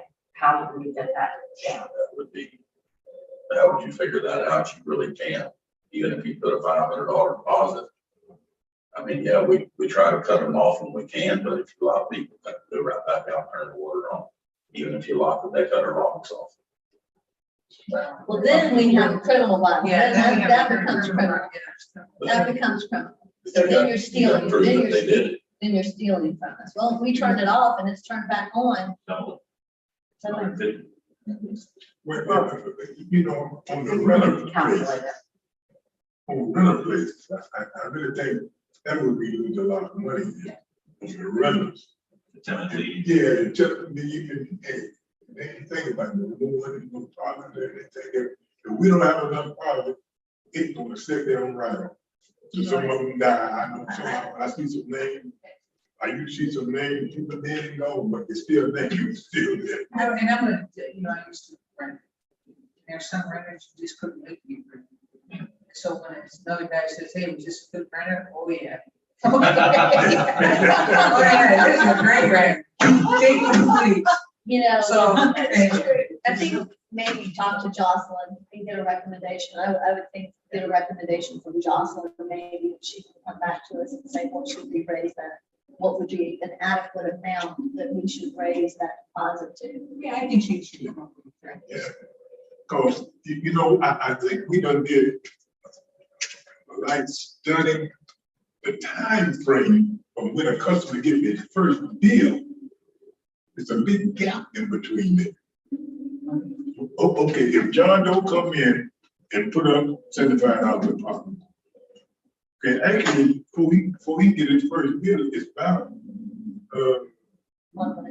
yeah, 1.5, something like that. If you shut off back then, if he's a big user, we stuck right there. Cause they were talking, we were looking at one time when we did that study, raising the deposit, but that's still, I don't know how the study came out. We'll look at premium increase. Deposit. But also, when we talked about the, I don't know how it got missed, we were supposed to move my administration fee and water back up to $50 like we did Dave's. The $35 administration fee. It was supposed to be moved up to 50. I don't remember if it was during Michael Esposito or Phil. It was supposed to be moved up and it never, for I some, thought we agreed to that. mine didn't get moved up, Dave's did. No, I know that's not true. Would you check the minutes? It's your fault, just to make Do you remember sure. when? Oh, if it was Michael Esposito, it's not here. I don't think it was with Michael, I think it was with Phil. I think it was sometime, so it would have been sometime between April and August. Okay. Possibly. Because we were supposed to, see, Patrick's one originally lowered. Yeah. He moved it from 50 back down to 35. And then we all talked about moving it back up. The water never got And moved the up. water didn't get moved up. I could have swore, I thought we all agreed to that, if they come in after hours and what they have to do, that was all part of it, that wasn't. Well, that's just gas. I well, thought it was just We do it on call fee and then we do bill the customer most of the time. If it's, if it's on their side, they'll get billed for it. I thought Mr. Esposito left in February. No. No, he left in April. Yeah. Right. Okay, we'll look at that. February was the anniversary of their year. Okay, very tired. I And was this warning left in February, but you I know, just that's felt like never. So I'll bring you the results of the rate study as we get those. Before September. In the capital budget, we have just the CDBG grant we've applied for. We don't know yet if we've gotten it. This is the 275 ARPA funds we committed to go towards that for 925. Revenue there, spending that on that water meter. And that's for Main Street, correct? We know what's for me? The main, I'm sorry, you mean the main, street I live on, yeah. not the Main Street program. Got it. Okay, we're talking about a location. Got it. Any other questions on the water? What's this? Let me just ask you this, Keith. Yes, ma'am. It's probably the garbage administration fee that we pay, 13,000. What is, you know what that fee is for? Is that just for us to have the contract with them? No, ma'am, I don't know what that was for. I was never included. This is all new Garbage territory. admin? Yeah, there's a 13,000 garbage admin that we've got back here on the water, just to kind of go Oh, back. bottom. Yeah, at the bottom. And we have the garbage contract, which of course is 75, but that's pass for it, because we charge the customers pay. But that's why I was wondering what that is, that additional 13,000 garbage administration fee. Yeah, I mean, if you remember back in the day, the very last. was included in our meeting and Mr. Kennedy done all that.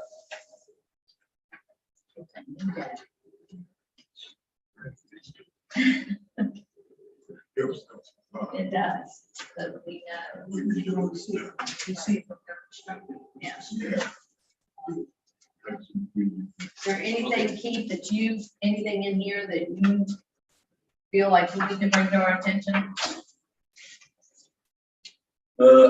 Nothing at this time. I mean, we are hoping to get Steve from Suez, which is Utility Services, is trying to work up and this was going on with Michael Esposito was here, and then it just got laid to the side. We want to add the aerator tower to the contract to get it serviced. As of right now, we're the ones that have to fix it, and me and Jason just can't do it anymore. And they're gonna come in, they're gonna give us a price to sandblast it, to paint it. They'll do all the electrical work, and they also want to put, which would help the water quality. They want to do an air injection into the 100,000 gallon storage tank, which would also make that tank last a lot longer. They're gonna try to get us something by before next week, What is the air injection? where it just forces air into the tank. And then there's vents on the side and all the excess gases get pushed out the sides. Yeah, Okay, all right. it's kind of what the aerator tower does, but then there's also excess gases that are from the chlorine that float around in that tank, and they had to do a big major repair to it, because where the water level is, the rest of it's open, and the gases just eat that tank up. So they want to do an air injection, which will help that. All right, so they're gonna get you a price. We're hoping they're gonna get it to us to maybe bring forward next week. Well, that was mid tower. Yeah, that was to try to do a booster pump. There's not enough pressure.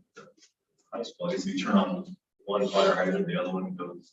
I mean, that's like at my house. Because of irrigation, I can't shower. Yeah. So there's a, well, and with them We building. can't have service up there. With them building the new school there. I guess that would be on us to make sure that that water, To get us suppressed. Exposed to. And maybe something else. because they're looking at starting that. Next summer. Yeah. Well, the other issue is we've had to deny service up there. High school, middle school, they got that, they're under that special funding through the state, where they have. They did get it. Yes, Yes, they they did get the did. high school funding. And they're gonna come and give a presentation Next Thursday. next Thursday. There's just a presentation on what? Mr. Bowman, The school board is going to show us their plans. their plans for what they're planning for their future. Okay, well, that never been before, so. Well, we've asked them to come in and give it, so that the general public We can plan come to in and rebuild. give what they're gonna do. No, they're gonna, the new high school is gonna stay where they. Well, that's what they're doing, they're giving us a New middle presentation. school and and the elementary, public whatever it's can hear called, it's gonna be too. over here, Our intermediate. over there. Gonna be, who gets that? Yes. That's what they're right now proposing. Tear it down and come back. That's what we talked about.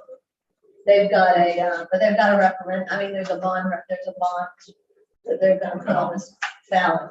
So the other issue on the water pressure up at the school is we've had to deny new services requests because there's not enough pressure to put anybody else Or it's deny new service request in what for area? water, for the high school. For Union Avenue, Oh, out there. Okay, so how far outside, because high school's outside city limits, right? How much do we serve outside our city limits? well, Azalea Healthcare, the Y's on it, Village Now, South Tubman Church. They're on it. We got 4 or 5 houses, and then the high school. When we put the high school lamp, that line out there, it was not intended for other people to actually be part of it. Yeah. Because of money, honestly, Just the bare minimum. was run. just to get it out there. But right? then they just eventually, they started adding customers to it. And now the high school, so, Well, it was suffering before anyway. It was, right. I don't know if you remember back in the day when they used to have the blow off line right there at the 4-way stop. Yeah. Lee was mayor, or either it was before he was mayor. He come in raising cane because we were just dumping water in that basement. I wasn't here then, but I heard about That sounds like it. something. To keep the, what it was, to keep the chlorine residual up, to maintain the water they needed at the high school to be good water. So those new homes that are being built across from South Putnam Church. They're not on it. They're not on it, okay. That guy wanted on them. Okay. And we told him no. Azalea Healthcare, they're already on it, but they're fixing to do a major expansion. And I told them that there was no way that we could supply them because they gotta have fire suppression. Are these kind of all opportunities for us to make some dough, make some money, and bring these people on board? That's why we're looking at it. Yeah, There's pressure up there. might have to buy a piece of small piece of property to put a booster station. Yeah. But I really want to put it right there at Lime Street where Habitat Way is. Put it right there, and then it would boost everything up. So, That whole area. yes, ma'am. Okay. Consider- But What would a booster station cost? that's gonna be a good question, probably $200,000. And it might not cost that much. I mean, we never would have thought the chlorine injection system was gonna cost that, but we did finally get that where we wanted it actually less. So, matter of fact, we turned them loose to build that chlorine injection system out there. Yeah, we budgeted another 80,000, keeping 35. 37,585. Would it be worth our while to go ahead and put the 200,000 in that and just use that, as you said?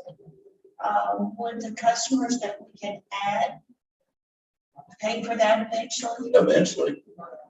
Yeah, like, I mean, because there's a guy that from South Florida called me the other day. He was gonna buy that big section of property around Stewart Ryder Right, from Sandy Church and Jay Asbury. yeah. And he wanted water. I said, I can't do it. He said, well, I'll be at the meeting. He said, I'll persuade y'all. I said, come on. You got money, come on. And he never, I don't think he bought it. No plans on developing it, but he wanted water for his cabin. And then eventually, he said maybe 10 years down the road, he might develop it. Yeah. So several years ago, we had the issue with the water quality report that had Delphine or whatever bad chemicals show up. One of them turned out was contamination. I haven't seen any water reports lately on this. Everything that we have to post that in the newspaper. I don't know why you wouldn't have either seen one in here or because Jason has to post them. I think I've seen it. I've seen our Yeah, package. there's- Okay, but I'm asking, I haven't noticed it, so I'm Yeah. saying our report's good. Or Oh, yeah, no, there's, okay. that was that, what, the dollar pion. Yeah, And okay. there's no, I think just about any well can have that. But there, Because, the reason I'm asking the budget implication was if you have a couple of bad readings, then the state makes you do some more things that are costly. But we're clear with that, is what you're saying. Yeah. Good. yeah, we've been clear of that for a couple of years now, I think. And didn't we have, no indication as to where that came from? It can come from anywhere. Not necessarily across, not necessarily, somebody pumping stuff into the well, but it's just in there. It can come up at any time. Well, I think the petrochemical one they determined was outside contamination by like handling the sample or something, not the herbicide Delphine or whatever it Yeah. was. That's, One was ruled out. yeah. And the other was the one that was the concern. Okay, so we're Okay, good. so let's move on to wastewater revenues. Yes, wastewater. Again, we're just projecting based on last year's revenue plus 8 months of this year. By the way, both years averaged together. So Jody came up with a formula. It shows a little bit of reduction what we anticipated for this year. So hopefully it will be as much next year as we anticipated this year, 498, 557. We're showing 489, 486 in revenue. And then the expenses, didn't update this slide with the previous year's expenses, but no real change. The total expenditure would leave us with a net income of $7,839. So it's I'm sorry, this slide's out, the wrong slide. It's in your hard copy. We're showing a $59,000 fund balance. Going to capital fund, I get the other one. We reworked this one. It's page 2 of your, I can see it. That's it's the one on your right, by your right hand. Yeah, the slides are wrong. This slide is wrong. I had to update this slide. I apologize for that. She said in the last minute, just updating, showing current year and estimated. Okay, let me ask you this. Maybe it's down here, but I don't see it. We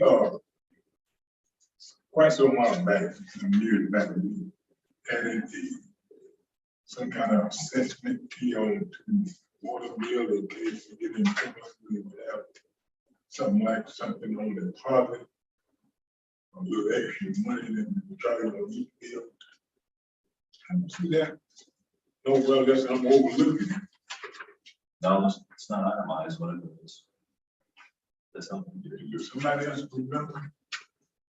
Do you, Keith? It It was kind of, was it like an emergency? You would go into like an emergency Yeah, type fund? that situation that we were doing in case something. That is 10% sewer sales. I don't know if it's that, isn't that 10%, second line, 10% sewer sales maintenance? Was that for people that couldn't afford water? No, no, it will be, but everybody, yeah, Right. We have a reserve fund that's called, like maintenance and repair. That's, There's several $100,000. yeah, that's it. Yeah. So it's not here. This is just the revenue and expenses. So, okay, good. Look at where that's at. No. Yeah, yeah. It's called hard look.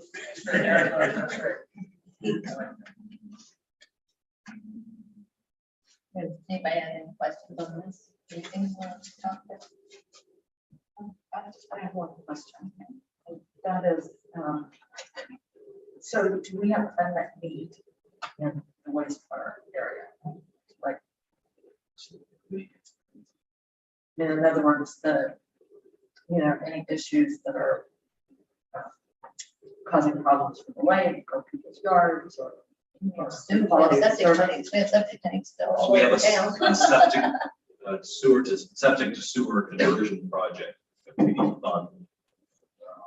It's on that map. It's on the other side of this wall. It's along Grand Rondo.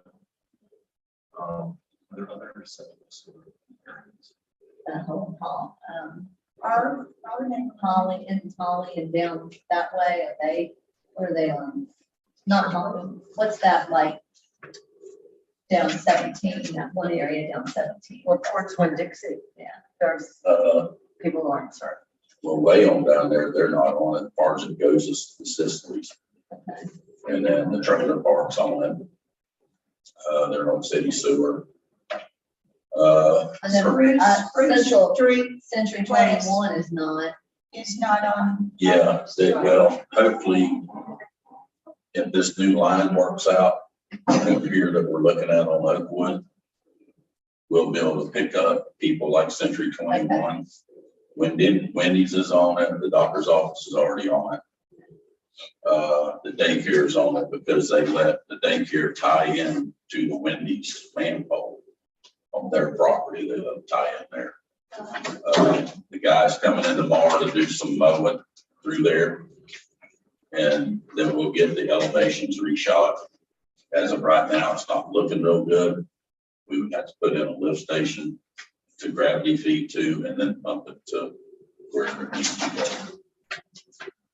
Well, the reason I asked that is just for our existing sewer system. I know you had to do work down at the end, as far as it goes on South Prospect. There was a home there that had problems for years, and you guys went through a bunch of work. And then there's some other people who told me that the sewer system doesn't seem to be working very well for them, that there's a problem with the line. Well, now the sewer system on Prospect stops right there Right. at, it's That, he's the last house on the apartments are on it, but anybody further than that. no, I'm not asking about that. I'm saying it's my understanding that the high school has problems for years, and y'all have to do some work. Oh, yeah, but that was, yeah, the line was collapsed, that got collapsed. Right, so I'm saying, are there any other areas in town where we have collapsing or not properly functioning water? Yeah, we have one coming up, we're fixing it here, John Tatum still. We're gonna be working on that one. We're gonna go ahead and have the sewer line replaced from the south all the way to the street.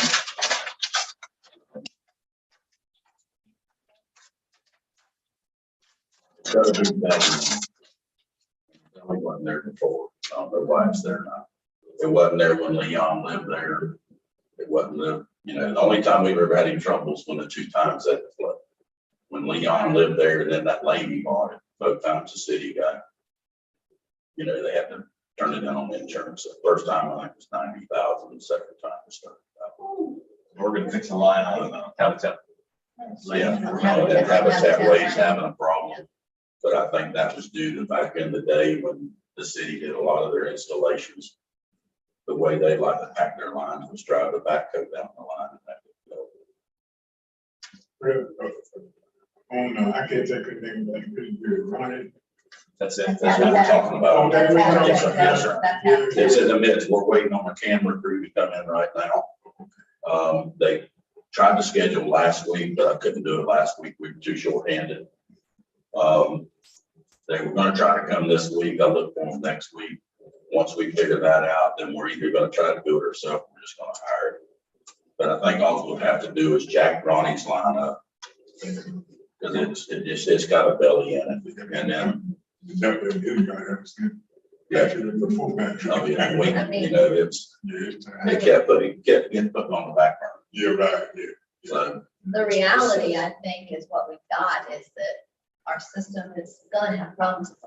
It's old. oh, yeah, no, You know, our it- infrastructure is old. I mean, we had to do the same thing in front of my house, you know, on the middle of the road, they had to dig thing up for the collapse.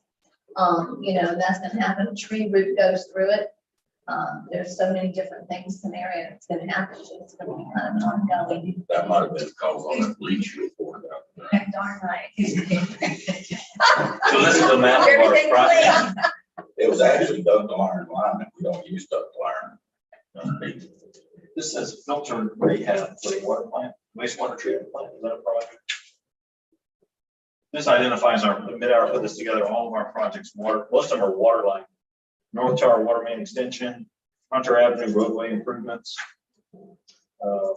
Grove Avenue Water Main improvements, Second Grove. This is where the main, on Main is gonna happen, just a piece of this project, this CDBG grant. Did you want to see this, Commissioner Speeda? Can you see it? Because you were asking. I just follow. This is septic tank phase out project, all in Grand Rondo. Those are all water main. You're seeing there's a water main improvements on Lake where we're looking at the stormwater runoff. Well, the one on Lake Street was the original ones from past city manager. The prospect one, Which one is that on Lake Street, not the one at Lake and One? This is all, no, we were all the way. All of Lake. I said okay. whole length of He was Lake. wanting to do it from the water plant all the way to the end of the lake with a new 12-inch Okay. line. It's 8-inch now. He wanted to increase it.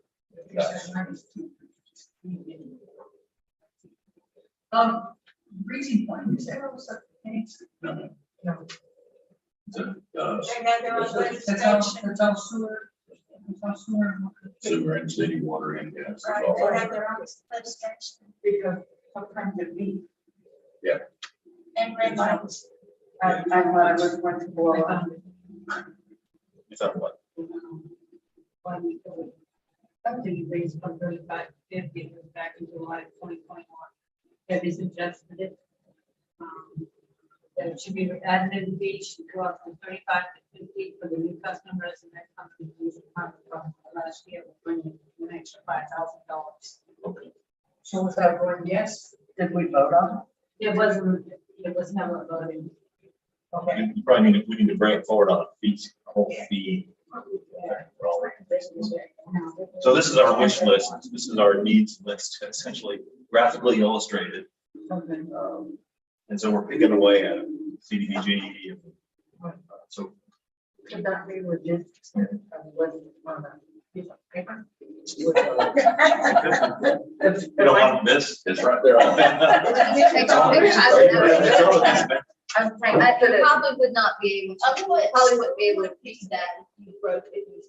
Just look at listing like an item. Yeah, I think that would be helpful because somehow it's to figure in the capital, whatever. And I think right now we're looking at, like you said, there's potatoes is a priority and. It's actually not even on here. That's not that we're paying that for that out of our pocket. Well, how did we get back to this, but I couldn't understand that. How did we get from seven? We got some houses on sewer. And some of them not. Well, I don't know how that is. well, back in the day, a lot of people didn't want to tie in. You didn't have to tie in, but when you sell, you're supposed to tie in. Yeah, what they did call it free. For the tie in, certain time, and I talked to this one man, we had to sit there and refund him for this, there too. Yeah. So if we had to refund him for years, they bill. And if they don't tie in, we offer it just like when Braxton Jones was alive. He refused it. So you charge, Well, when it was a new sewer line, they didn't charge. Good job. but now, Now, yeah, it's a $500 cut-in fee. They was fully septic, come out for the old septic, they have to make sure that you were right. Yeah, it had to be pumped down, washed out. they didn't take it in. It had to be caved in and filled with dirt. You could leave it in the spot, but you had to cave it in. That way it can never- But there, you know, we still got houses on Oakwood that are not on sewer. When you got all of them, Gumby Court, they're on their own personal lift station, but it goes to the city.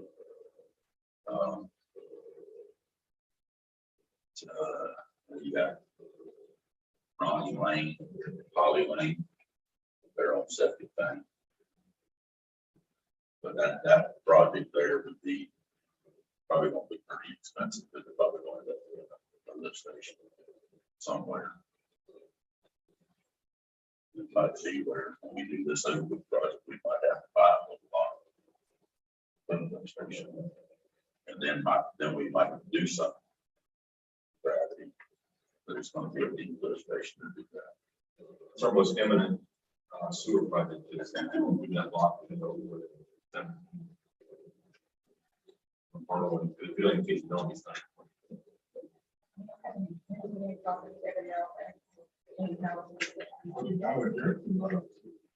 That's It's got a septic there, ma'am. Dollar General, that's the septic. There's a commercial set there. Well, Century 21, that house is on second. Yeah, well, the daycare, Mindy's, and the doctor's office is on city sewer. And the rest is, Central 21. You know, Mrs. Gottman's place right there, Lorraine's. Yeah. It's on sewer, I mean, septic. So Century 21. that's amazing. But if we end up, yeah, if we're able to do the sewer line in the back, there's some commercial lots right behind Cassie and Lorraine's place that Cassie's might want to buy. And then she said something about she would tie into the city sewer. So, then again, we gotta make sure we got a fall in there so the sewer can flood. I like that one, color. He's on city sewer. It'll be able to- Yeah, the corner house, Yeah, he's already on it. I'm talking about, there's a lot of, there's some lines code that, but the deal. If we can get it done in time. See, that's gonna be the problem. He's gonna put in a septic tank, but that's why we're trying to get this speeded up so we can, you know, get him on. Well, what we'd also talked about is getting each homeowner to maybe pitch in, because it's $5,500 to $6,000 per septic tank. Then they'll pitch in $2,500 to $3,000 towards the sewer system. That's gonna help us. The lady that owns the property, she ain't gonna help at all. She's out of money. Cassie's already talked to her. Well, as they go forward, are we anticipating as what we're doing to carry that way? Are we anticipating that to carry all of that? Cassie had a developer look at it, but he wouldn't buy it because there wasn't sewer. They've already sold 3 of the lots. And they're getting a lot of people asking about it. The study is going to show us what we need to do. It sounds like they may not be enough to the lift station. And we'll come back to you and say, this is the cost of it. Lift station, 150,000. Ma'am, Lift station, 150,000. probably installed. Depending on the size, they'll size it to the community. It wouldn't be nothing like down there, but like at the water plant where the main lift station is. That one's huge. Right. There may be something where we have to pay up front and as those lots develop. I think it'll help them develop. Something where people pay in and connect. Right. Even if we, like I said, get them to pitch in, that's gonna save them. I would save them $3,000 or $2,500.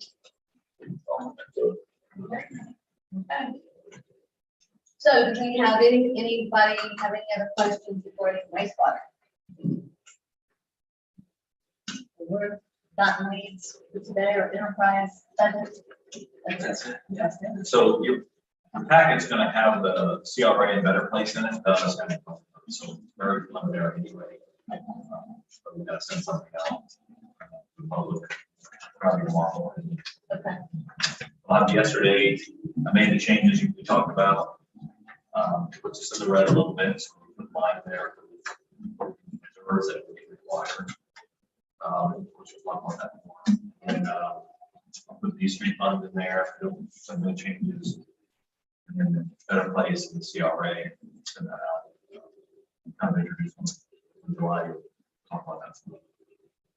And- Let me ask this, if we go for a meeting beside our regular meeting this month, That's it.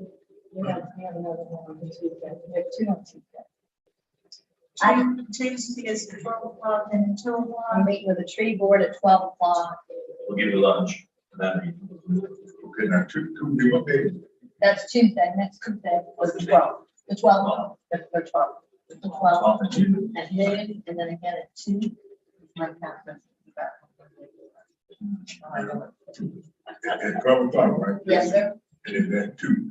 2. And then we've got Thursday at 6. That's our regular.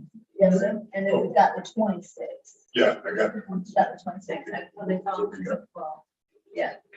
The Something 12th to is think the about for the Better Place discussion is, because we kind of mentioned sidewalks yesterday, we could develop a strategy where every year we put in a new sidewalk and repair a lot, something like that, where we get chipping away at our sidewalk inventory. The idea of just ultra proof all of our trash cans as a project, our parks, get them lit or things like that for Better Place and put that money forward to make public improvements. But I think before we put in sidewalks, take dirt. Supposed to be a homeowner, take sidewalks. It is, and when I lived in Eustis, it was our responsibility until their attorney advised them that the city gets somewhat trips on the homeowner, so the city converted over and started making it their responsibility. Sidewalk, so that would be my advice. But all our sidewalks are, city, part of the one. If you want to go through and scrape off the sidewalk.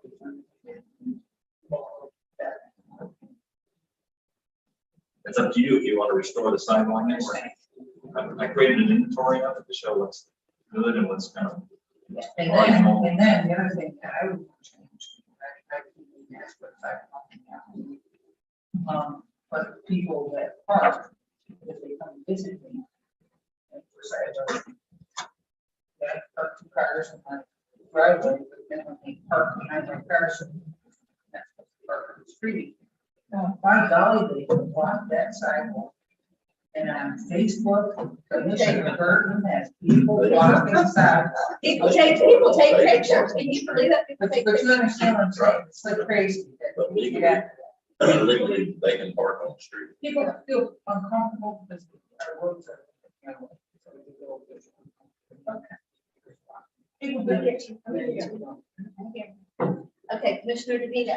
Okay, this is very interesting that Commissioner Burton says it's illegal to park on the streets because when several years ago, when Jay Eisner was here, we asked him that question. You Harry may remember, it went around in circles, and the answer from Jay was, it is perfectly legal to park on the street. It is an urban legend. Maybe it was true, 30 years ago or sometime. Way back, you could not park on the street, but you can now. And that, I think that was Commissioner West who mentioned the concern of people parking up in their yard and looking kind of, was that you, Commissioner West?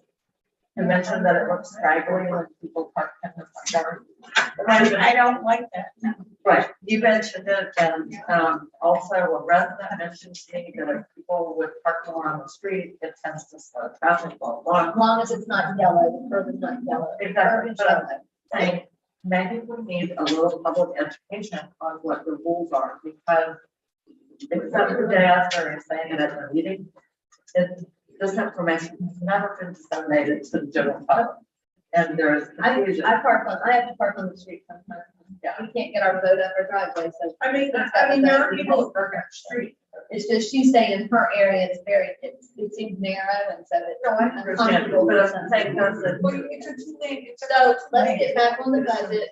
At this point in time, we do have public. I did tell Diane that we would open it up for public comment. Do you have any public comment? Yes. Okay. Yeah. Here, we got them.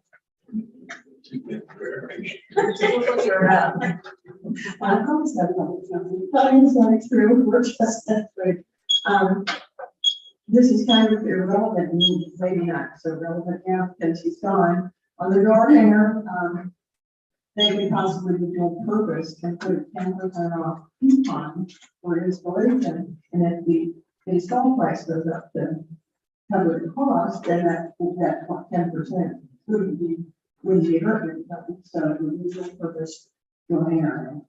That is a very good incentive suggestion. Very good. Very good. Very good idea. Okay.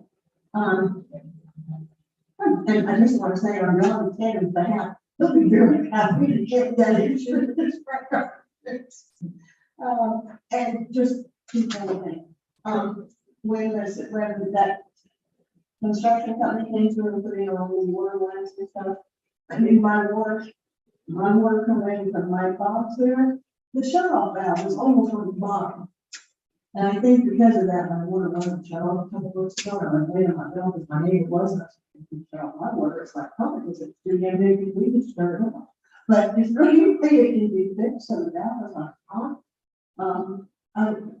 I had toilet problems a couple of weeks ago, and I was terrified. If I had to screw this, I can't turn the water off the street. I'm going to flood my house. It was scary.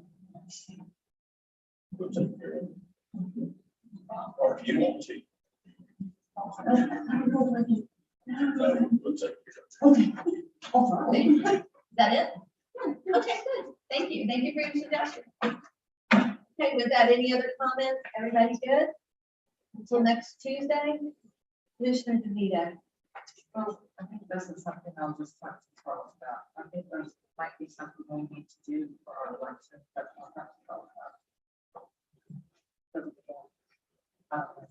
Okay. Okay. With that, I'm gonna go ahead and we're going to adjourn this workshop. Thank you all very much. This is the